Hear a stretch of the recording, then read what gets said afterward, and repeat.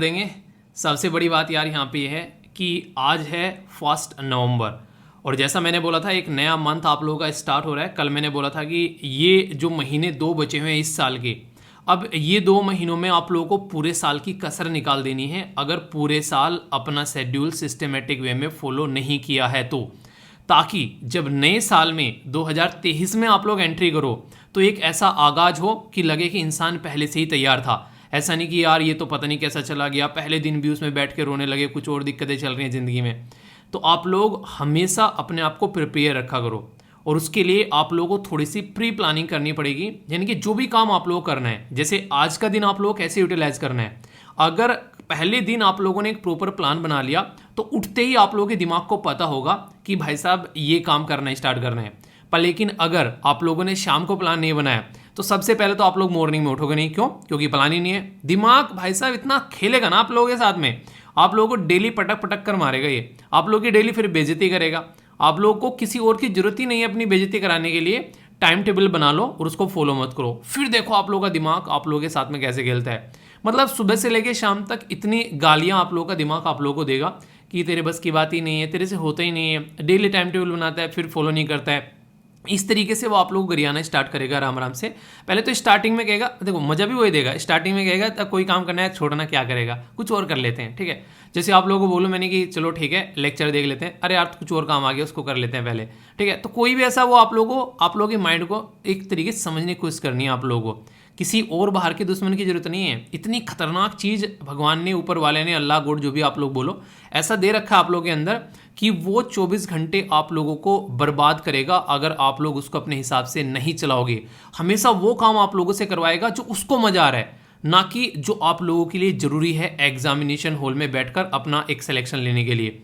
आप लोगों को हमेशा आप लोगों का जो मेन काम है जो कि थोड़ा सा बोरिंग होता है उससे आप लोगों को डिस्ट्रैक्ट करेगा कि ठीक है पहले ये कर ले फिर कर लेंगे। ठीक है, जैसे नहीं आप लोग मान लीजिए पढ़ाई करने बैठने हैं, अरे यार रूम कैसा पड़ा है, रूम थोड़ा सिंगवा लेते हैं। ठीक है, आप लोग बोलो कि कुछ और, जैसे कि एक तरीके से पढ़ाई करने बैठते हैं, अरे नहीं यार ये कर लेते हैं, मतलब बराबर में कुछ और दिख जाएगा, चलो बर्तन वर्तन पड़े ये निपटा लेते हैं। ठीक है, कुछ और मिलने आ गया, उसकी फ़ोन कॉल पड़ा होता है उससे बात कर लेते हैं, एक ही तो 5 मिनट की वीडियो, चल पहले वो देख लेते हैं। और ऐसे ऐसे 2 3 4 घंटे आप लोगों के निकलने स्टार्ट होते हैं और वो ऐसे जाएंगे, फिर टाइम आप लोगों के पास में से जैसा गधे के सर पे सींग गया, पता भी नहीं चलेगा सारा टाइम कहाँ चला गया। और फिर होता है फ्रस्ट्रेशन का जोन स्टार्ट। तो ये आप लोगों को डिसाइड करना है कि आप लोगों को मोटिवेशन के जोन में रहना है या फिर फ्रस्ट्रेशन के जोन में रहना है। अभी फिलहाल बहुत सारे बच्चे जो हैं वो फेस्टिवल के जोन में थे, तो फेस्टिवल के जोन में हर एक इंसान का शेड्यूल जो है वो चेंज होता है। आप लोगों को भी क्या करना है, शेड्यूल आपका भी डिस्टर्ब हुआ होगा, पर लेकिन एक बात ध्यान रखिएगा, एक वीडियो बनाई थी मैंने कि लगातार अगर 2 दिन तक आप लोग अपना डिसिप्लिन तोड़ देते हैं तो इसका मतलब है कि 2 महीने की जो आप लोगों ने मेहनत की थी वो आप लोगों ने बर्बाद कर दी। मतलब 2 दिन लगातार अगर आप लोग अपना काम नहीं करते हैं तो आप लोग एक बहुत ही तकड़े अनडिसिप्लिन में जा चुके हैं। फिर से आप लोगों को उतना ही फोर्स करना पड़ेगा जितना 2 महीने की मेहनत करने के लिए इंसान को फोर्स करना पड़ता है। इसीलिए कहते हैं कि डिसिप्लिन सबसे ज़्यादा खतरनाक चीज़ है, उसको अगर एक बार तोड़ दोगे तो फिर से बैक आने में उतनी हिम्मत लगेगी। इसलिए लोग कहते हैं कि अक्सर डिसिप्लिन आप लोगों को हमेशा मेंटेन रखना चाहिए, कभी भी उसके साथ में खिलवाड़ नहीं करना चाहिए। थोड़ा बहुत ऊपर नीचे हो जाता है कि 5 घंटे नहीं पढ़े गए आज, चलो 4 घंटे पढ़ लेते हैं, पर इसका मतलब नहीं कि 1 भी घंटा नहीं पढ़े, वो वाली चीज़ खतरनाक है। तो इतना आप लोगों को करना है और उसकी भी भरपाई करनी है अगले दिन, कि आज 4 घंटे पढ़े तो अगले दिन आप लोगों को थोड़ा सा ज़्यादा करना है। ये सारी चीज़ें क्यों बता रहा हूँ, क्योंकि अभी भी आप लोगों के पास में टाइम है, अभी भी आप लोगों के पास में चीज़ें हैं। अगर यहाँ से आप लोगों ने चीज़ें लेट करना स्टार्ट कर दी तो फिर आप लोगों के हाथ से टाइम फिसलता हुआ नजर आएगा। और फिर बी फ्रैंक, मैं इस तरीके से बोलना चाहूँगा कि अगले साल की तैयारी स्टार्ट कर दो, इस साल तो नहीं होने वाला है अगर अब यहाँ से लापरवाही बरतनी स्टार्ट करी, क्योंकि फेस्टिवल सब हो चुके हैं। अब अच्छे से शेड्यूल बनाकर फॉलो करना स्टार्ट करो, डेली अपना शेड्यूल बनाओ। ये मत सोचो इस महीने क्या होगा, अगले साल क्या होगा, फलाने ढिमकाना, नहीं, आज क्या होगा पहले इसके ऊपर कंट्रोल करना स्टार्ट करो कि आज के दिन मुझे क्या करना है। जब इसके ऊपर कंट्रोल होना स्टार्ट हो जाए फिर बोलो कि अच्छा इस हफ्ते मुझे क्या करना है, फिर महीने पर जाओ। पहले आज तो कंट्रोल कर लो, और आज तो छोड़ो पहले अब कंट्रोल कर लो, ये लेक्चर देख लो पहले ढंग से, इसी को देख लो यार अच्छे से। ठीक है, तो अपने आप के ऊपर थोड़ा सा आप लोगों को ये चीज़ें प्रतिबंध लगाना पड़ेगा, वरना ये सारी चीज़ें इसी तरीके से पैटर्न में चलती रहेंगी और आप लोगों को समझ में नहीं आएगा, फिर लेट हो जाएगी और फिर तो दिक्कत ही दिक्कत हो जाती है। ठीक है, तो फिर तो बस कोसने के अलावा कुछ नहीं रहता है कि यार उस टाइम पर ये कर लिया होता, वो हो गया होता, मतलब महात्माओं वाली बातें स्टार्ट हो जाती हैं फिर। तो तो इससे पहले कि वो वाली कंडीशन आए अपने आप को सुधार लेना चाहिए, ठीक है। तो एक नया मंथ है, एक नया डे है, एक नया जोश है। ओल्ड टारगेट चेंज नहीं करना है जो एक बार बना लिया, पर आशाएं नहीं रखनी है। और आओ इसको मिलकर करें यार। ये एक बार आप लोगों के हाथ में टारगेट आ गया ना जिंदगी में, आगे आने वाले 40-50 साल इतने स्मूथली जाने वाले हैं। स्मूथली मतलब ऐसा नहीं कि बहुत ही मजे वाले जाएंगे, दिक्कतें वहां भी रहेगी, पर ये जो बेरोजगारी का ठप्पा है ना, जो ये बेरोजगारी की बेइज्जती है ना, ये सबसे ज्यादा खतरनाक है। इससे आप लोगों का पीछे छूट जाएगा। तो इससे कैसे पीछे छूटेगा? जब आप लोग सिस्टमेटिक वे में काम करोगे, एक डिसिप्लिन के वे में। किस किस ने जो टाइम डिसाइड किया था उसी टाइम पे उठा बताओ, और किस किस ने आज का शेड्यूल बना लिया है कि हाँ ये हमारा शेड्यूल है। अगर हाँ तो नीचे कमेंट बॉक्स में लिखेगा अपना शेड्यूल। और अभी जैसे जैसे सर्दी आएगी बहुत सारे महानुभाव जो हैं वो सब कुछ चेंज करके रख देंगे, ठीक है। जो पैटर्न आता सर्दी लगने लगी, रजाई में से बाहर नहीं निकलना है, मतलब जब सामने वाला इंसान आप लोगों के लिए उठकर आप लोगों के लिए शेड्यूल टाइम पर सुबह 6 बजे वीडियो लेकर आ सकता है, तो क्या आप लोग अपनी रजाई में से निकलकर बस उस वीडियो को देख नहीं सकते हैं? आप लोग ये बताइए। और रजाई तो मैं बोल रहा हूँ नॉर्थ इंडिया वालों के लिए। अभी अगर आप लोग कोस्टल एरिया में कहीं रहते हैं वहाँ पे तो इतनी सर्दी होगी, वहाँ तो इतनी सर्दी अभी है भी नहीं, ठीक है, अगर आप लोग ढंग से देखो तो इस तरीके से अलग अलग एरिया में तो अपने टाइम टेबल को फॉलो करो यार, शेड्यूल को फॉलो करो, और उसके बाद में ज़िंदगी को इंजॉय करने के लिए तैयार रहो। हमेशा अपने आप को एक एनर्जी के साथ में आप लोगों को लेके आगे बढ़ना है। अगर डल तरीके से काम करोगे तो काम होगा भी और होगा भी नहीं। ओके, समझ में आ रहा है क्या क्या बोला? तो अच्छे से फॉलो करना है। तो all the best to all of you यार, शानदार तरीके से पूरा दिन जो है वो एंजॉय करना है। इंपॉर्टेंट पर्सनैलिटी बहुत ज्यादा न्यूज में है, इनके बारे में आप लोगों को बताना है ये कौन है, पहचानो कौन, ठीक है। तो इनके बारे में आप लोग बताइए। इसी के साथ में अगर बात करें तो आज जो है जो आप लोगों को वर्ल्ड वीगन डे आप लोगों को यहाँ पर देखने को मिलेगा। यानी कि एक तरीके से यहाँ पर जो वेजिटेरियन है उसके बारे में यहाँ पर एक नहीं अवेयरनेस फैलाने की बात की जाती है। तो ये आप लोगों को यहाँ पर देखने को मिलता है पर्टिकुलर 1 नवंबर को। और जो ऐसे दिन है इनकी इंपॉर्टेंस और ज़्यादा अभी रिसेंटली बढ़ती जा रही है। क्यों? क्योंकि बहुत सारी ऐसी बीमारी देखने को मिल रही है जो जानवरों से इंसानों में फैल रही है, जिनको क्या बोलते हो आप लोग? जूनोटिक बीमारी, ठीक है। तो जूनोटिक बीमारी वो बीमारी होती है जो जानवरों से इंसानों में फैलती है। तो इसलिए ऐसे डे की इंपॉर्टेंस और ज़्यादा बढ़ती जा रही है कि हाँ हम लोगों को जो है शाकाहारी भोजन पर फोकस देना चाहिए। तो इसके चलते ये सारी चीज़ें आप लोगों के सामने निकल कर आती है। आप लोगों ने एक चीज़ देखी होगी, फिलहाल अगर आप लोग ध्यान से देखोगे आज की डेट में बहुत सारी एक तरीके से ना कमर्शलाइजेशन चीज़ों का होता जा रहा है। जैसे मुर्गी है, ऐसे ऐसे तरीके खोजे जा रहे हैं। मैंने एक आर्टिकल भी आप लोगों से डिस्कस किया था कि जो मुर्गी नॉर्मल तरीके से अपना मतलब 15-20 अगर 10 या 15 अंडे उसको देने हैं, तो ऐसा काम कराया जा रहा है कि उससे कम ना होने 50-50, 60-60, 70-70 अंडे उससे लिए जा रहे हैं। ऐसी प्रक्रिया की जा रही है आज के टाइम मुर्गियों के साथ में। सोचो एक नेचुरल तरीके से अंडा मुर्गी दे रही है और एक इस तरीके से दे रही है, और फिर उस अंडे को एक इंसान खा रहा है। तो फिर समझो कि किस तरीके का स्ट्रेस जो है वो इंसान के अंदर में भी वो सारी चीज़ें आप लोगों को देखने को मिलेगी। तो मैक्सिमम चीज़ें आज की डेट में आर्टिफिशियल हो गई है। चीज़ें तो छोड़ो, इंसान इतने सारे आर्टिफिशियल हो गए हैं, आप लोगों को समझ में नहीं आएगा कि ये आप लोगों का हितैषी है या फिर आप लोगों की गर्दन काटने वाला है। तो इसलिए हमेशा सतर्क रखो, किसी भी इंसान को इतना हक मत दो कि वो आप लोगों की जिंदगी बर्बाद कर सके। यारी दोस्ती बनाओ पर लेकिन इस तरीके से बनाओ कि वो कभी भी आप लोगों को ऐसा ना कर सके कि आप लोग असहाय हो जाएं सारा। खासकर जैसे अभी कुछ दिनों पहले एक मेल था, एक लड़की ने बोला कि सर एक फ्रेंड था, मतलब फ्रेंडशिप वही जो आप लोग रिलेशनशिप नॉर्मली होती है, उसमें गई और वहाँ पर उसको जो है एक तरीके से ना सामने वाले इंसान को एक तरीके से सरेंडर कर देने वाली बात होती है। अब सामने वाला इंसान कैसा है, अगर आप लोग उसके अंदर घुसे हुए नहीं है, आप लोग नए नए रिलेशनशिप में जा रहे हैं, आप लोगों को पता नहीं उसका नेचर कैसा है, वो जहाँ चाहेगा वहाँ आप लोग गलत फायदा उठाने की कोशिश करेगा। तो थोड़ा सा अपनी चीज़ों को भी थोड़ा ध्यान रखा करो। ये सारी चीज़ें आप लोगों के हाथ में, कितने गड्ढे में आप लोगों को डालना है अपने आप को और कितना सही तरीके की चीज़ों को लेकर चलना है, तो ये आप लोगों ने डिसाइड करना है। और अभी नहीं सीखोगे तो आगे बहुत बड़ी प्रॉब्लम आएगी यार। ये तो अभी रिसेंटली अभी छोटी छोटी चीज़ें हैं। ओके, एक छोटी सी बात आगे बढ़ने से बोलना चाहूँगा पहले। ऐसे कई सारे मेल मेरे पास में आते हैं, कई सारे बच्चे जो हैं वो अपने घर से निकल कर आते हैं मिलने के नाम के, ठीक है। यहाँ पर मैंने नाम नहीं बताया आप लोगों को पर्टिकुलर पर्सन क्या है, इन्होंने फ़ोन नंबर भी दिया। दिल्ली आए और बोले कि सर आपसे मिलना है, मिल लो सर, आपसे ही मिलने में दिल्ली आया हूँ। यार आप लोगों को किसने बताया मैं दिल्ली में रहता हूँ? पहली बात तो ये है। और अगर रहता भी हूँ तो मान लो आप लोग ये सोचो कि मतलब जो मेरा शेड्यूल है, जो मेरा काम है, वो पर्टिकुलर कितना ज़्यादा हैम्पर होगा। और कोई इस तरीके से रैंडमाइज वे में अगर कोई मेरे से मिलने आने लगेगा तो यार मैं जब मिलूंगा तो मैं आप लोगों को बताऊंगा कि कहाँ पे मिलना है, वो एक सिस्टमेटिक वे में चीज़ें होगी।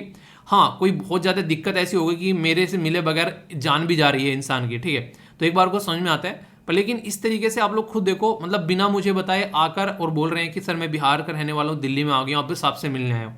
तो ये थोड़ा सा सोचा करो यार। और एक पब्लिकली कमेंट बॉक्स में अपने मोबाइल नंबर मत लिखा करो कम से कम, ठीक है। ये भी कई सारे बच्चे जो है देखने को मिल रहे हैं। ओके, कुछ पहले छोटी छोटी न्यूज़, फिर डिटेल में बड़ी बड़ी न्यूज़ देखेंगे।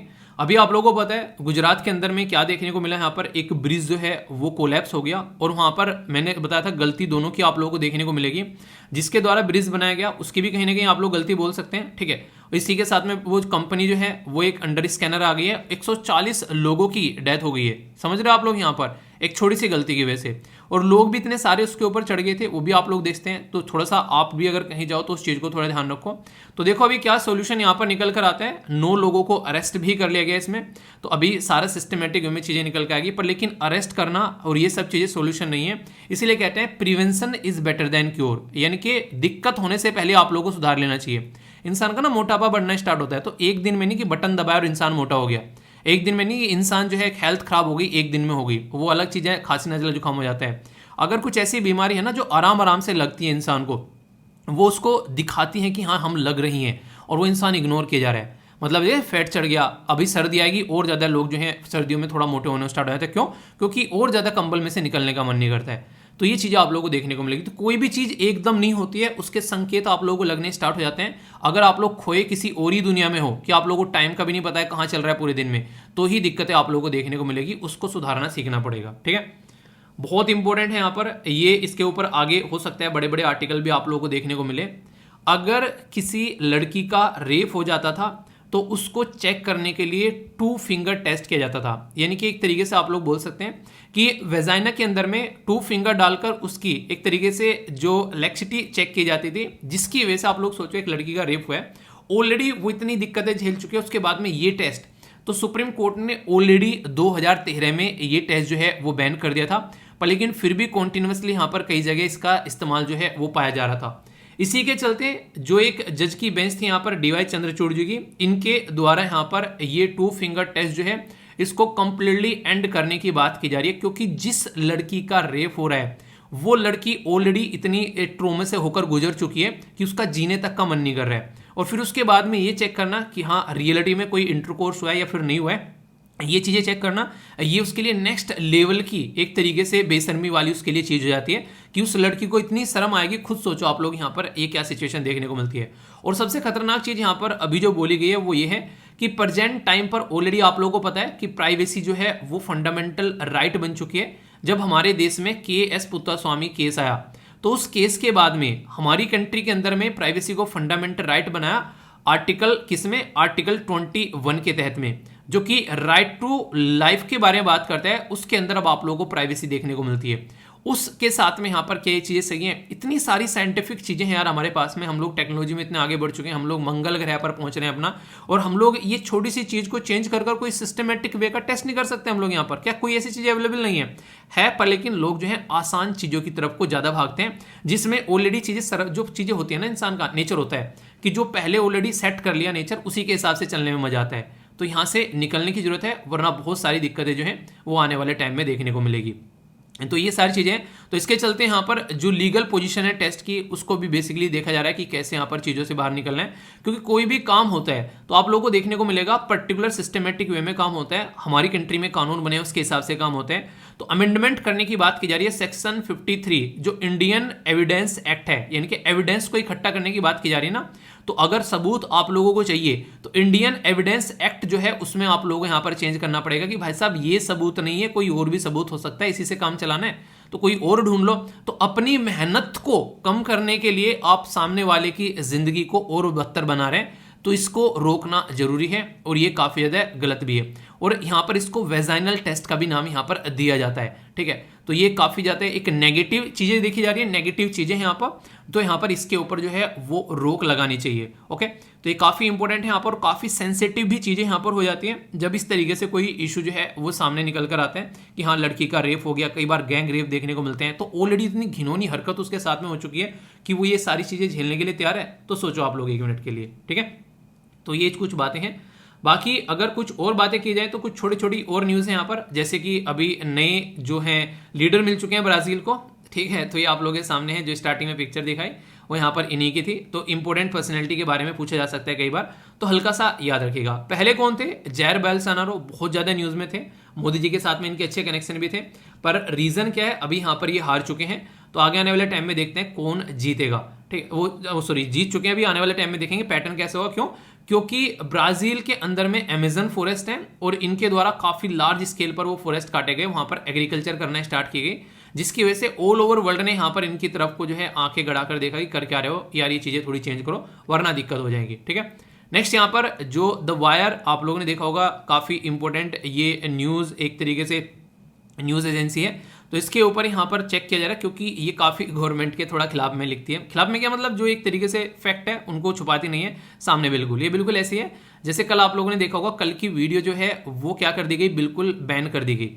मैंने वीडियो अपलोड करी, 30 मिनट वीडियो चली चैनल के ऊपर और वीडियो जो है वो बिल्कुल बैन कर दी। उसके अंदर एक पर्टिकुलर वीडियो थी, उसमें बेसिकली दिखा रखा था उस वीडियो के अंदर में थोड़ा सा नहीं एक मजाक के वे में कि मतलब मुझे लगा, मैंने उसको इस तरीके से नहीं कि गवर्नमेंट से कोई चिढ़न है उसलिए लगाई थी, बस ऐसा कि ताकि आप लोग टॉपिक को समझ सको कि हर जगह सिचुएशन देखने को मिलती है, और वो मुझे मिली, मैंने उसको लगा दिया।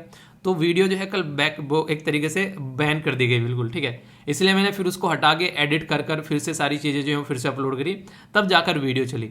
तो ये सिचुएशन आप लोगों को यहाँ पर देखने को मिलती है। तो इसीलिए यहाँ पर YouTube जो है वो इन चीज़ों को लेकर इस तरीके की सतर्कता यहाँ पर देखने को मिलती है। और ये एक तरीके से कहीं ना कहीं दो तीन चीज़ें बोल सकते हो आप लोग यहाँ पर। एक तो इंसान की गलती है वो समझ में आता है, ठीक है।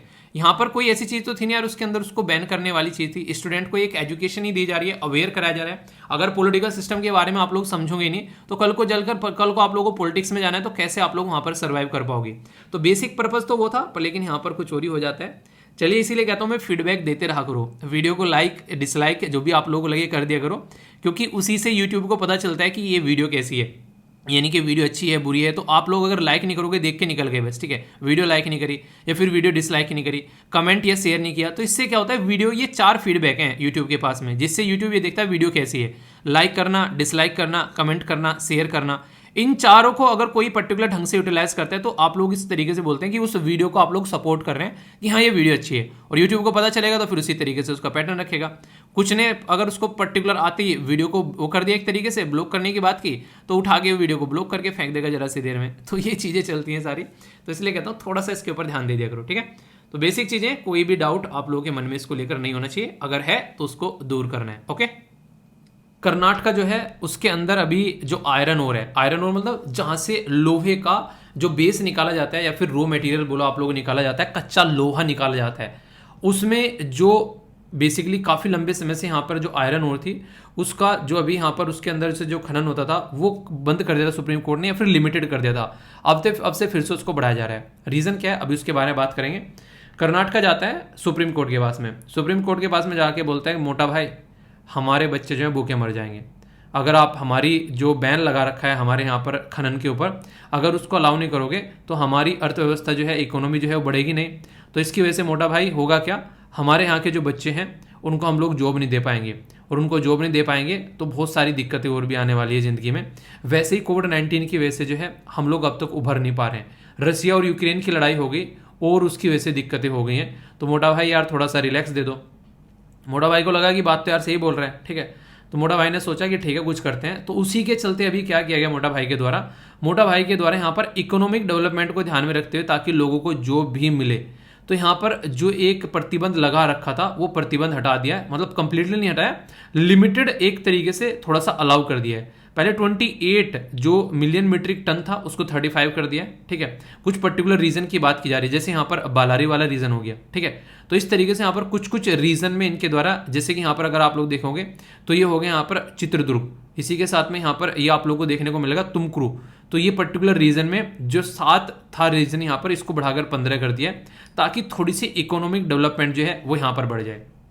तो मोटा भाई ने अपना काम कर दिया, पर लेकिन जो भी चीज़ें की जाती है ना यार, आप लोग सुप्रीम कोर्ट में जा रहे हैं, तो सुप्रीम कोर्ट ने ऐसा काम क्यों किया, मोटा भाई ने ऐसा काम क्यों किया कि आप लोगों का जो इस तरीके से काम चल नहीं रहा है और यहाँ पर एक तरीके से प्रतिबंध लगा दिया। तो कोई ना कोई बदतमीजी काटी होगा ना जो मोटा भाई को पसंद नहीं आई, तो मोटा भाई ने इसलिए आप लोगों के ऊपर बैन लगा दिया। तो इसीलिए यहाँ पर ये बातें बोली जा रही है कि जो बदतमीजी काटी है अब वो बदतमीजी रिपीट नहीं होनी है, ठीक है। तो एक तो बदतमीजी रिपोर्ट नहीं होनी है, पॉइंट नंबर 1। अब जितना अलाउ किया जा रहा है उसको आप लोगों को ढंग से एंजॉय करना है, ठीक है। यानी कि उन चीज़ों को अच्छे से आप लोगों को लेकर चलना है, क्योंकि सुप्रीम कोर्ट के द्वारा जब ये बैन लगाया गया था, ये आज की बात नहीं है, ये बहुत पुराने समय की बात है। पुराने समय मतलब 2010 की। 2010 में सुप्रीम कोर्ट ने क्या किया था, यहाँ पर जो माइनिंग कंपनी थी यहाँ पर उसको शट डाउन कर दिया था और सीबीआई को यहाँ पर ये केस पहुंचा था। तो सीबीआई ने इनिशिएट किया था, इसके चलते फिर यहाँ पर 2 लोकायुक्त के द्वारा रिपोर्ट प्रस्तुत की गई थी। उसके बाद में पता चला कि लगभग 700 के करीब गवर्नमेंट ऑफिशियल भी यहाँ पर इसमें संलिप्त पाए गए थे, इंक्लूडिंग चीफ मिनिस्टर, जो कि इलीगल माइनिंग स्कैंडल चला रहे थे। तो जब ऐसी चीज़ देखने को मिलती है, अब क्या ही बोले। तो सुप्रीम कोर्ट को लगा कि यार ये तो पूरा का पूरा परिवार ही बर्बाद है, यानी कि एक तरीके से ना बोले कि ये पूरा परिवार ही मतलब एक तरीके से अलग डायरेक्शन में चल रहा है, इनको तो कुछ सबक सिखाना पड़ेगा। तो पूरा परिवार मतलब पूरे का पूरा सिस्टम ही भ्रष्ट हुआ बैठा है। तो उस टाइम पर सुप्रीम कोर्ट के द्वारा एक कमेटी बनाई गई जिसको बोला गया यहाँ पर सेंट्रल एम्पावरमेंट कमेटी, मतलब एक तरीके से सेंट्रल एम्पावरमेंट या फिर सेंट्रल एम्पावर्ड कमेटी आप लोग इसको बोल सकते हैं। उसके द्वारा रिपोर्ट प्रस्तुत की गई और उस रिपोर्ट के बेस पर यहाँ पर बोला गया कि भाई साहब इन्होंने तो अतकी मचा रखी यार, इतनी खुदाई तो चूहे भी नहीं करते जितनी खुदाई इन्होंने इलीगल तरीके से कर रखे हैं। चूहे कहीं से कहीं पर जब मुझसे है ना, कहीं पर ये छेद खोलकर किधर से किधर निकल जाते हैं। तो वही बातें देखने को मिली सुप्रीम कोर्ट को। तो इनके द्वारा इलीगल तरीके से जो अतकी मचा रखी थी वहाँ पर, तो उसको फिर इनके द्वारा लिमिट कर दिया गया कई जगह और उनको अलग अलग कैटेगरी में डाल दिया। तो सुप्रीम कोर्ट ने टोटल मिलाकर 2012 के करीब यहाँ पर ये कैटेगरी बना दी। तो इसमें कैटेगरी इनके द्वारा कई सारी कैटेगरी बनाई, लगभग 18 कैटेगरी। तो 18 कैटेगरी जो बनाई उनको A B C D करके इन्होंने नंबर दिया। सुप्रीम कोर्ट को लगा कि इनको वैसे तो समझ में नहीं आएगा, तो इनको थोड़ा सा आसान भाषा में समझाते हैं। ABCD तो कम से कम आती होगी सबको।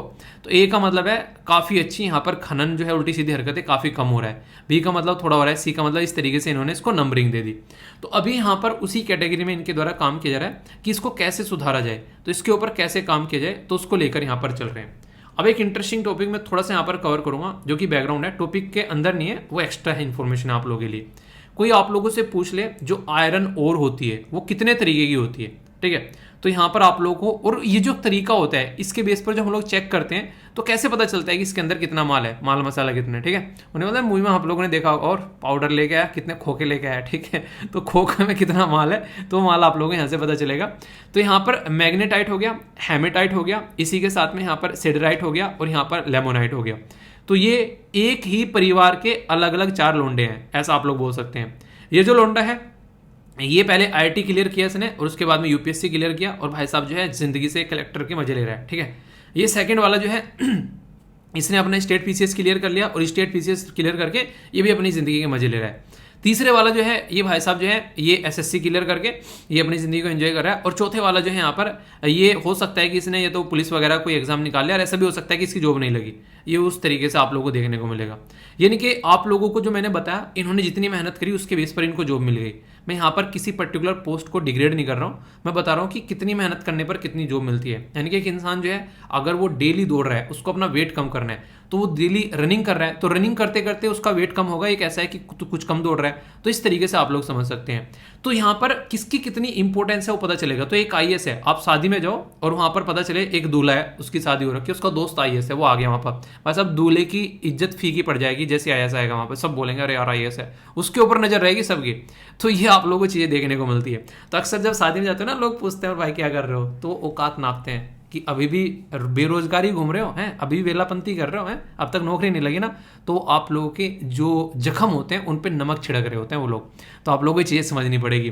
तो यहाँ पर जो मैग्नेटाइट है वो IAS ऑफिसर है। क्यों?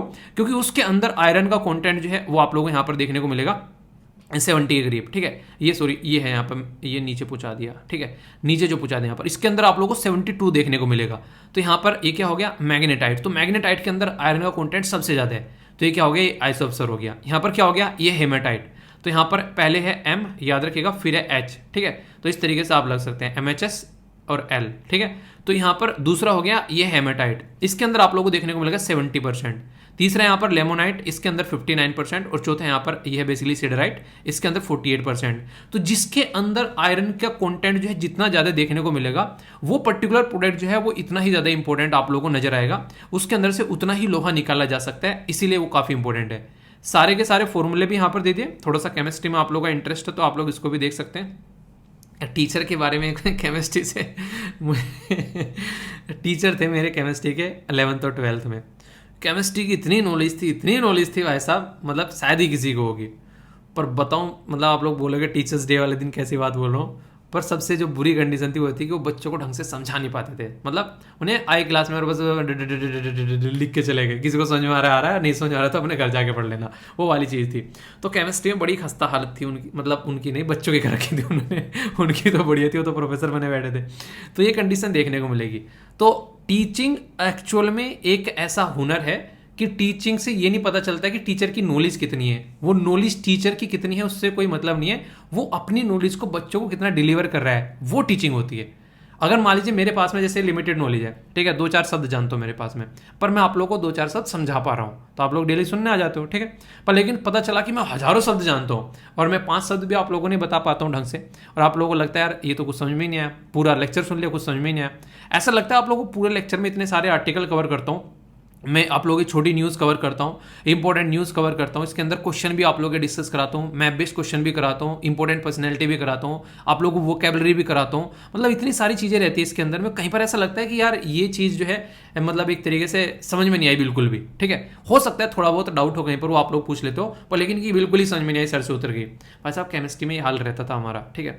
ऐसा लगता था कि कई बार इससे अच्छा तो यार पढ़ाई ना अगर, तो वो वाली चीज़ें। तो जरूरी है कि एक तरीके से इंसान को उसमें इंटरेस्ट भी आना चाहिए, ऐसे नहीं कि जबरदस्ती टीचिंग में चले गए। तो ये चीज़ें है। अभी यहाँ पे इंपॉर्टेंट चीज़ क्या है, अगर बात करें आप लोगों से पूछ ले हमारे देश में कहाँ पर ये सारी चीज़ें पाई जाती हैं उसके बारे में कोई पूछ ले, तो 95% जो टोटल रिजर्व है आयरन ओर का, वो हमारे देश में उड़ीसा, झारखंड, छत्तीसगढ़, कर्नाटका, गोवा, तेलंगाना, आंध्र प्रदेश और तमिलनाडु, यानी कि इन राज्यों में आप लोगों को देखने को मिलेगा। यानी कि टोटल 95% आयरन ओर जो है वो आप लोगों को यहाँ पर पाई जाती है। तो ये काफ़ी इंपॉर्टेंट है, जो कि आप लोगों को पता होना चाहिए। एग्जाम में डायरेक्ट आप लोगों से पूछा जाता है, और अगर इन एरिया से आप लोग आते हैं, अच्छा कौन कौन है जो इन एरिया से आता है बताइए आप लोग जरा, तब आप लोग और अच्छे से कनेक्ट कर पाएंगे। और मैं आप लोगों को अभी बताऊंगा कि आप लोगों के लिए इंपॉर्टेंट कैसे है ये, इसके इंटरेस्टिंग इफेक्ट मैं आप लोगों को बताऊँ, अभी आप लोग समझेंगे मैंने आप लोगों को ये क्यों बोला, ये इंपॉर्टेंट क्यों है। आप लोग देखें यहाँ पर यूपीएससी मेंस में 2020 में क्वेश्चन पूछा गया। क्या पूछा गया यहाँ पर, ये पूछा गया कि प्रेजेंट लोकेशन आप लोगों को बतानी है आयरन और इसी के साथ में स्टील की जो इंडस्ट्रीज हैं, ठीक है। तो इस तरीके से जो उनके सोर्स हैं, रॉ मटेरियल हैं, एग्जाम्पल के साथ में आप लोगों को बताना है। तो आंसर राइटिंग का क्वेश्चन आप लोगों का बन गया, यूपीएससी ने 2020 में पूछा आप लोगों से क्वेश्चन। तो इससे आप लोगों को मैं बोलता हूँ कि जो लोकेशन आप लोगों को बताई जाती है उनकी इंपॉर्टेंस आप लोगों को समझ में आएगी, तभी आप लोग चीज़ों को ढंग से अंडरस्टैंड कर पाएंगे कि हाँ यार ये चीज़ क्या है। जो माइनिंग वाइनिंग के बारे में बात कर रहा हूँ, 18 में आप लोगों से क्वेश्चन भी पूछ ले यहाँ पर। इंटरेस्टिंग देखो, राजस्थान में बोला गया यहाँ पर, ठीक है, ये बोला गया यहाँ पर एक अगर स्टेटमेंट के बारे में आप लोगों से पूछे कि यहाँ पर क्या पूछा गया कि कंसिडर द फॉलोइंग स्टेटमेंट, ठीक है, और पूछा गया कि इज करेक्ट स्टेटमेंट, ठीक है। तो इसके चलते आप लोगों से पूछा गया। तो आप लोगों को ऐसे क्वेश्चन जो है कई बार आप लोगों को एग्जाम में देखने को मिलते हैं, जिसमें लोकेशन झारखंड में क्या पाया जाता है, ठीक है, यहाँ पर क्या पाया जाता है। तो बेसिक चीजें आप लोग यहाँ पर इसको देख सकते हैं, राजस्थान में क्या पाया जा रहा है। तो ये सारी चीजें आप लोगों के माइंड में क्लियर होना चाहिए, ठीक है। तो इसलिए यहाँ पे कह रहा हूँ कि आप लोगों को जो चीज़ें इंपॉर्टेंट है वो आप लोगों को पता रहनी चाहिए। तो बोला गया कि 95% जो है आयरन ओर जो है वो यहाँ पर आप लोगों को देखने को मिलती है। तो ये बेसिक चीज़ें होगी आप लोगों के सामने। तो आयरन ओर आप लोगों के समझ में आ गई, जो कि आप लोगों को समझ में आनी चाहिए, इसमें कोई डाउट आप लोगों को नहीं होना चाहिए। अभी यहाँ पर इसी आयरन ओर को और ज़्यादा निकाल सकते हैं, ये रेस्पॉन्सिबिलिटी यहाँ पर है बेसिकली स्टेट गवर्नमेंट की, और उसको यहाँ पर बढ़ाने की बात की गई है, तो सुप्रीम कोर्ट ने अलाउ कर दिया है। यहाँ पर जब भी आयरन ओर की जो भी यहाँ पर ये खान है, ये खुदान है जहाँ से आयरन ओर जो बांटा जाएगा, इसमें रिश्तेदारी नहीं चलेगी भाई साहब, इसमें ई ऑक्शन करना पड़ेगा। ई ऑक्शन मतलब एक तरीके से इलेक्ट्रॉनिक फॉर्म में ऑक्शन करना पड़ेगा। जो बिडिंग यानी कि बोली लगाने वाले हैं वो अपना बोली लगाएंगे, और उसके बेस पर फिर उनको आयरन ओर मिलेगी, जो कि यहाँ से रॉ मटेरियल निकाल के लेकर जाएंगे। तो ये काफ़ी इंपॉर्टेंट है यहाँ पर। तो ई ऑक्शन प्रोसीजर के थ्रू यहाँ पर ये चीज़ें कंडक्ट कराई जानी चाहिए, इसको फॉलो करना काफ़ी ज़्यादा जरूरी है, वरना सब जो है अपने घर वालों को टेंडर दे देंगे सारे के सारे, और बोलेंगे एंजॉय करो, इतना मेरा कट्ठे इसमें वो घर पहुँचा देना, अपनी भाभी के अकाउंट में पहुँचा देना, अपने पापा के अकाउंट में पहुँचा देना, अपनी मम्मी बहन के अकाउंट में, भाई के अकाउंट में पहुँचा देना। ये चीज़ें आप लोग को देखने को मिलेगी। तो इसका मतलब क्या है, ये सारे करप्शन के तरीके होते हैं, इसी को आप लोग बोलते हैं बेसिकली भाई भतीजावाद करना, ठीक है। तो ये पॉलिटिक्स में तो आप लोगों को देखने को मिलता ही है, पर यहाँ कम से कम न हो जो कि रॉ मटेरियल है, वरना लोग जो हैं अगर इस तरीके की हरकतें करेंगे तो फिर यहाँ पर उसका रिसोर्सेज का ढंग से यूटिलाइजेशन नहीं होगा। बिल्कुल जनरल साइंस जो होती है वहाँ पर आप लोगों से कई बार ऐसे क्वेश्चन पूछे जाते हैं, मिनरल जो मिनरल होते हैं वो कितनी कैटेगरी में आते हैं, तो ये मेटेलिक और नॉन मेटेलिक कैटेगरी में आते हैं। तो फेरस, नॉन फेरस, इसी के साथ में फ्यूल मिनरल और अदर जो नॉन मेटेलिक मिनरल्स। तो इस तरीके से इनको डिवाइड किया जाता है। तो एक छोटी सी स्लाइड भी डाल दी है जो कि आप लोगों को पीपीटी में मिल जाएगी, जिससे मेटेलिक और नॉन मेटेलिक को डिटेल में पढ़ाया गया है। ठीक है, तो हल्का सा एक बार इसके ऊपर नजर डाल लेना, क्योंकि ये पॉइंट्स ऐसे होते हैं कई बार इनके ऊपर छोटे छोटे क्वेश्चन पूछ ले जाते हैं। तो मुझे लगा ये डिवीजन आप लोगों को मिल जाएगा, तो एक बार नजर आकर इसके ऊपर डालोगे तो आप लोग इनको लंबे समय तक याद रख पाओगे। और एक बार नहीं, कम से कम 2 बार इनको गो थ्रू हो जाना, ताकि जो जनरल क्वेश्चन बनते हैं उनको आप लोग अटेम्प्ट कर सको। एक और छोटी सी बात यहाँ पर, अगर आप लोग जाकर यहाँ पर जो सर्च करोगे कोल, ठीक है, तो कोल के बारे में कई सारी इन्फॉर्मेशन यहाँ पर बता रखी है आप लोगों को, इनको जाकर आप लोग देख लेना। इसमें भी बहुत सारी बेसिक चीज़ें आप लोगों को यहाँ पर मिल जाएगी। ठीक है, तो यहाँ पर एक तरीके से आप लोगों के लिए कई बार जो क्वेश्चन होते हैं उनसे पूछ ले जाते हैं। ठीक है, तो यहाँ पर इन्फॉर्मेशन आप लोग देखते हैं, यानी कि टॉपिक जो है, जो भी आप लोगों को डाउट लगा करे, इनको जाकर आप लोग सर्च कर सकते हैं। तो इसके बारे में बहुत सारी इन्फॉर्मेशन आप लोगों को मिल जाती है।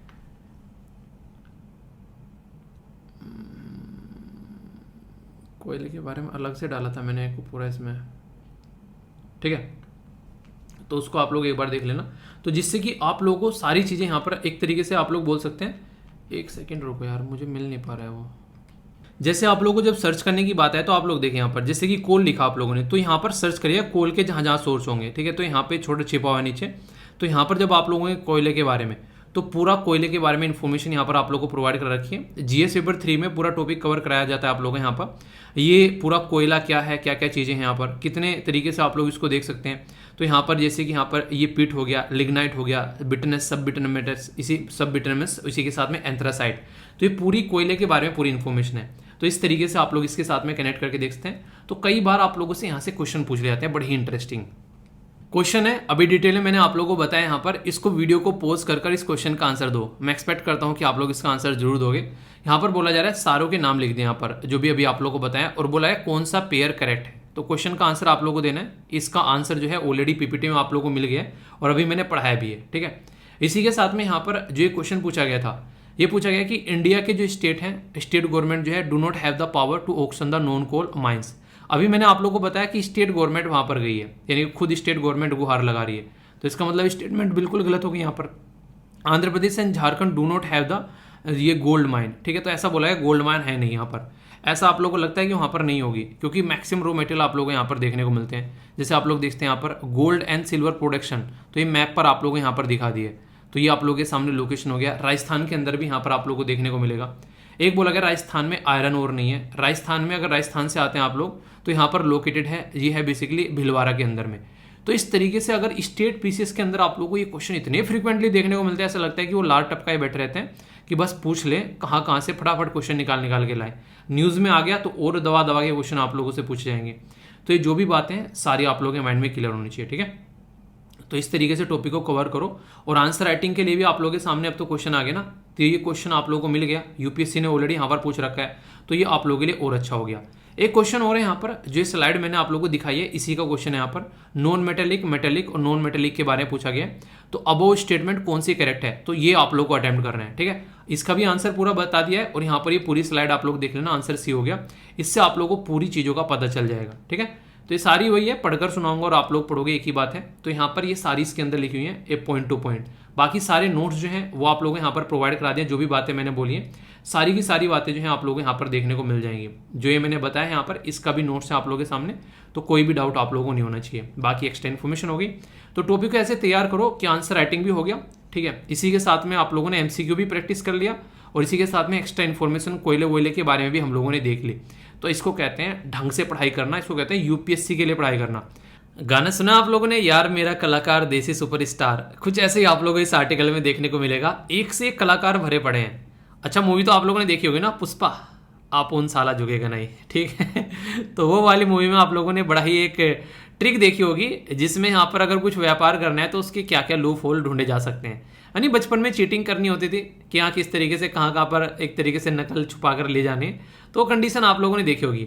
अच्छा, आप लोग अगर कोई आप लोगों से पूछे कि कोई सामान है, उसको एक जगह से दूसरी जगह पर ले जाना है और वो किसी को दिखाई भी ना दे, तो उसको बचाने के लिए क्या क्या तरकीब आप लोग लगा सकते हो। तो आप लोगों को जो तरकीब यहाँ पे बताने जा रहा हूँ मैं, अब वो आप लोगों ने सोचे भी नहीं हुई कहीं, कि अभी रिसेंटली यहाँ पर क्या किया गया है, 72 ऐसे पैकेट जो कि छिपे हुए थे यहाँ पर, दुबई से यहाँ पर लेकर आए गए। जो यहाँ पर नारकोटिक्स डिपार्टमेंट के द्वारा यहाँ पर इस तरीके से इनको मतलब गुजरात के अंदर में जो directorate of revenue and intelligence है उसके द्वारा यहाँ पर देखा गया। तो अभी ये जो पैकेट थे ये कहाँ पर रखे गए थे, जो गियर बक्सा होता है ना उसके अंदर इनको फिट किया गया था।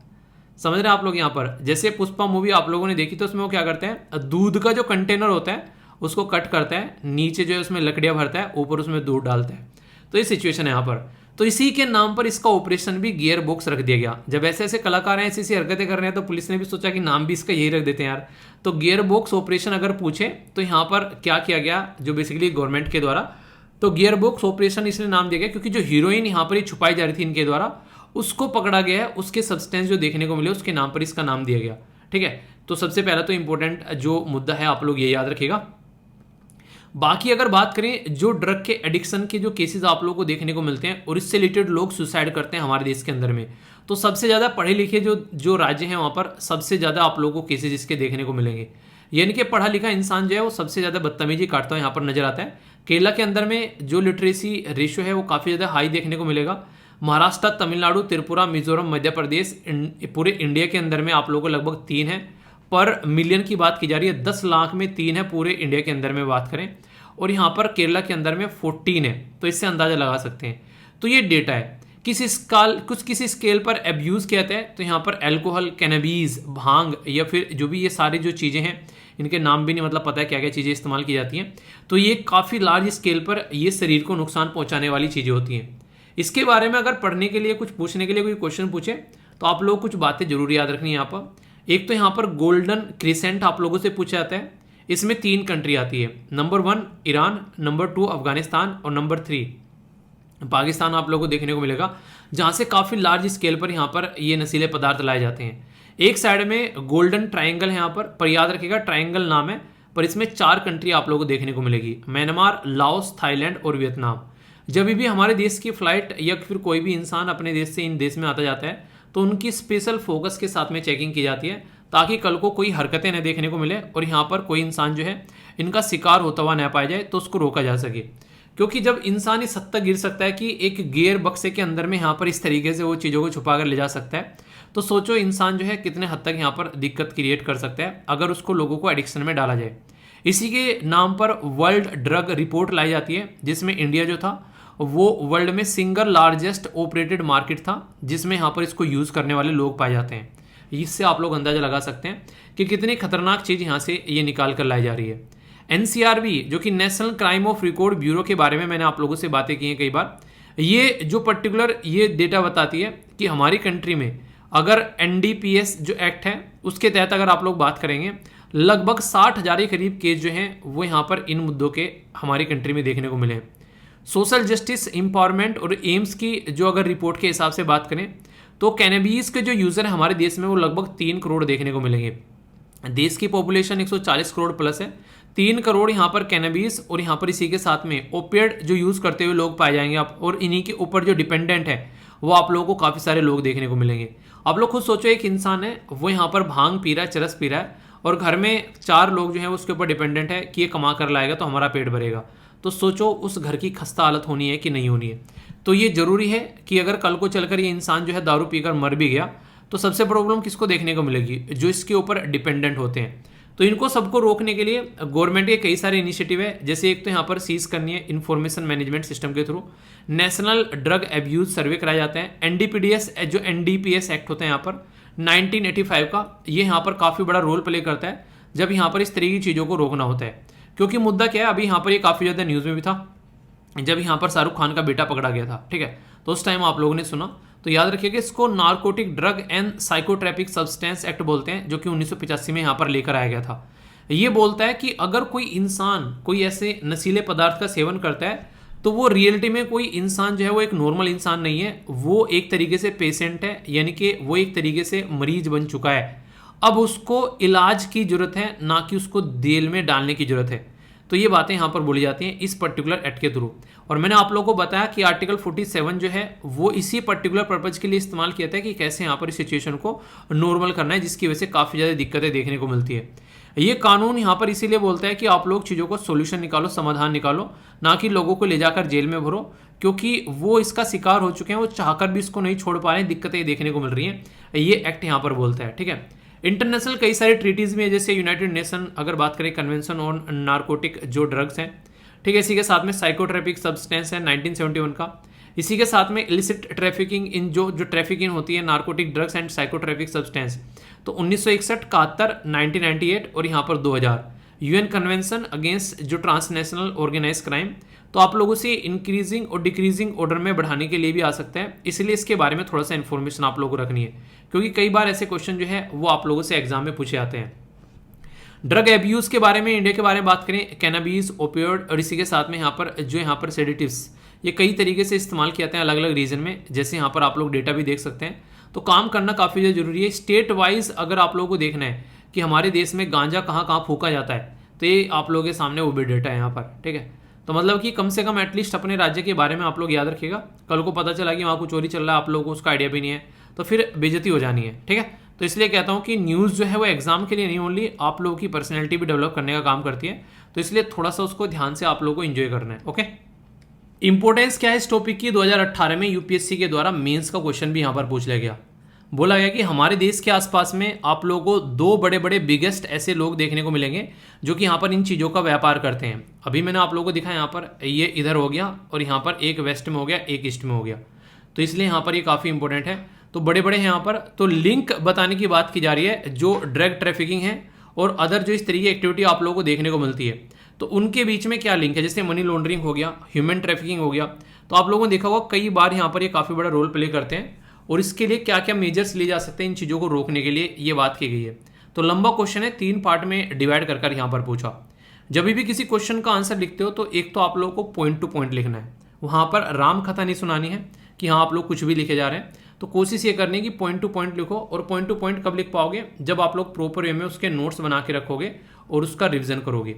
और नोट्स, जो एक बच्चा पूछ रहा है सर नोट्स कैसे बनाएं, क्या क्या उसमें 2 क्वेश्चन पूछे गए मेरे से, जो कि कई सारे बच्चों ने जो रेगुलर पूछा है, सर ये जो पीपीटी है इसको बनाने में कितना टाइम लगता है। यार ये पीपीटी बनाने में अगर आप लोगों को टाइम जानना है तो कोई भी एक टॉपिक उठाओ, उसको तैयार करो और उसके कम से कम 1 या 2 क्वेश्चन आप लोग फ्रेम करो, तो इससे आप लोग को आइडिया लग जाएगा कि पूरी पीपीटी बनाने में कितना टाइम लगता होगा।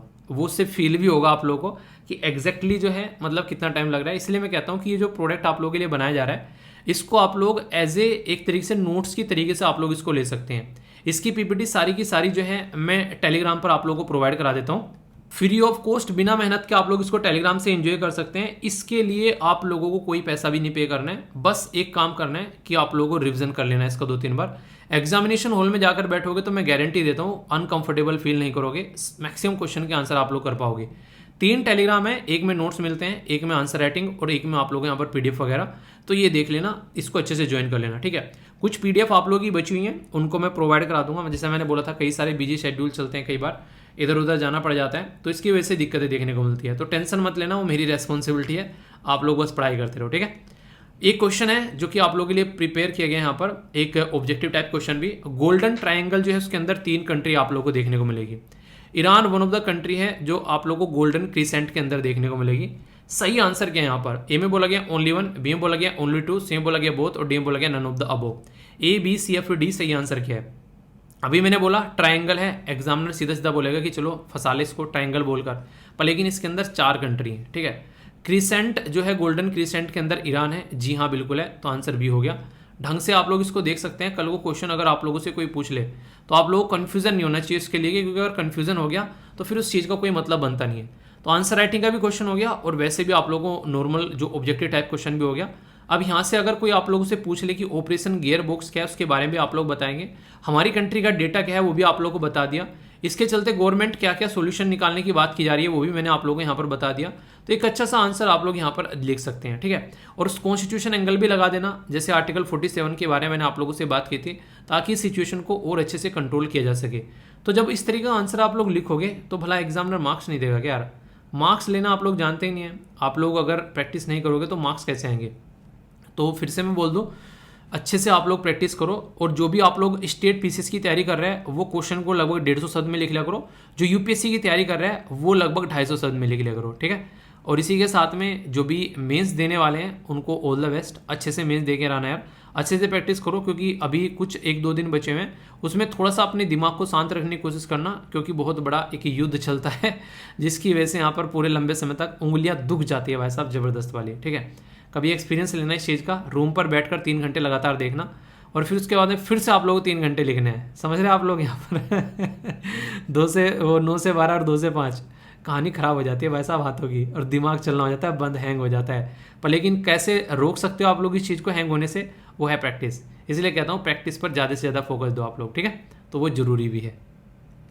ये एक मीन्स आंसर राइटिंग के लिए कोटेशन भी आप लोग बोल सकते हैं। यहाँ पर बोला गया पेशेंस इज, एक देखिए आप लोगों ना किसी भी चीज़ को अगर पढ़ा करो ना, उसको अपने साथ कोरिलेट करके देखा करो, तो उसका मीनिंग आप लोगों को और अच्छे से समझ में आएगा। ठीक है, तभी आप लोग चीज़ों को ढंग से समझ पाओगे और अच्छे से उसको अंडरस्टैंड कर पाओगे। ठीक है, बोला गया patience is better but it's fruit is sweet. ठीक है, तो यानी कहने का मतलब यहाँ पर क्या हो गया, सब्र जो है वो थोड़ा खट्टा होता है, या फिर कड़वा आप लोग बोल सकते हैं, खट्टा तो नहीं बोला जाएगा, कड़वा बोले बेटर मतलब। ठीक है, कड़वा और खट्टा कई बार ना मैं कन्फ्यूजन होता हूँ इसमें। तो यहाँ पर सब्र जो है वो थोड़ा सा कड़वा होता है, पर लेकिन उसका फ्रूट जो है वो मीठा होता है, इसलिए बोला जाता है कि सब्र का फल मीठा होता है। तो एक बच्चा कह रहा है कल भी सर ये यहाँ पर तो अरिस्टोटल लिखा हुआ है और यहाँ पर अरस्तु लिखा हुआ है। ये जैसे आप लोग ऐसे समझ सकते हैं जैसे हम लोग क्या लिखते हैं, इंडिया लिखते हैं इंग्लिश में और हिंदी में लिखते हैं भारत। ठीक है, तो ऐसे ही यहाँ पर ये, तो टेंशन मतलब एक ही इंसान के नाम है। बोला कि सर ऐसे कैसे हो गया, हिंदी अलग ने लिख रखी है इंग्लिश अलग ने, तो ये एक ही इंसान के नाम है। ठीक है, तो ये कोटेशन है, डेली आप लोगों को ये रेगुलर कोटेशन मिलती है, तो इनको आप लोग अच्छे से फॉलो कर सकते हो। ठीक है, फीडबैक जरूर दिया करो। कल आप लोगों ने काफ़ी शानदार तरीके से फीडबैक दिया, बहुत सारे बच्चों ने पार्टिसिपेट किया फीडबैक में, तो इसी तरीके से पार्टिसिपेट करना है। कोशिश करो कि 10K प्लस जो है फीडबैक आप लोगों को देना है, और जो क्वेश्चन पूछता हूँ उनके आंसर आप लोगों को जरूर देने हैं। ठीक है, जिससे कि आप लोग जो है SLV कमांडो बन सकते हैं। और SLV कमांडो बनना तो अपनी जगह है, आप लोग किसी चीज़ को लिख लोगे ना एक बार, लंबे समय तक वो याद रहने वाली है, तो लिखकर चीज़ों को याद कर सकते हो। कमेंट बॉक्स में जब लिखते हो बहुत सारी चीज़ें आप लोगों को रिकॉल भी होती है उस टाइम पर। ठीक है, तो इसीलिए लिखना प्रोसीजर आप लोगों को देखने को मिलता है। UPSC का भी पेपर आप लोगों को पता है कब से, 16 सितंबर से स्टार्ट हो रहा है। ठीक है, तो 5 दिन पूरा पेपर आप लोगों को देखने को मिलता है, लगातार लिखना ही लिखना पड़ता है। तो लिखने से बचने का अगर तरीका आप लोग ढूंढ रहे हो तो गलत ट्रेन में यात्रा आप लोग कर रहे हो। ये तो आप लोग की जिंदगी का पार्ट होगा। अगर आप लोग रियलिटी में लिखने से बचोगे तो कभी इसको आप लोग जिंदगी का पार्ट नहीं बना पाओगे और आगे नहीं बढ़ पाओगे। तो इसलिए कहता हूँ जो भी क्वेश्चन डेली देता हूँ उनके आंसर जरूर लिखो।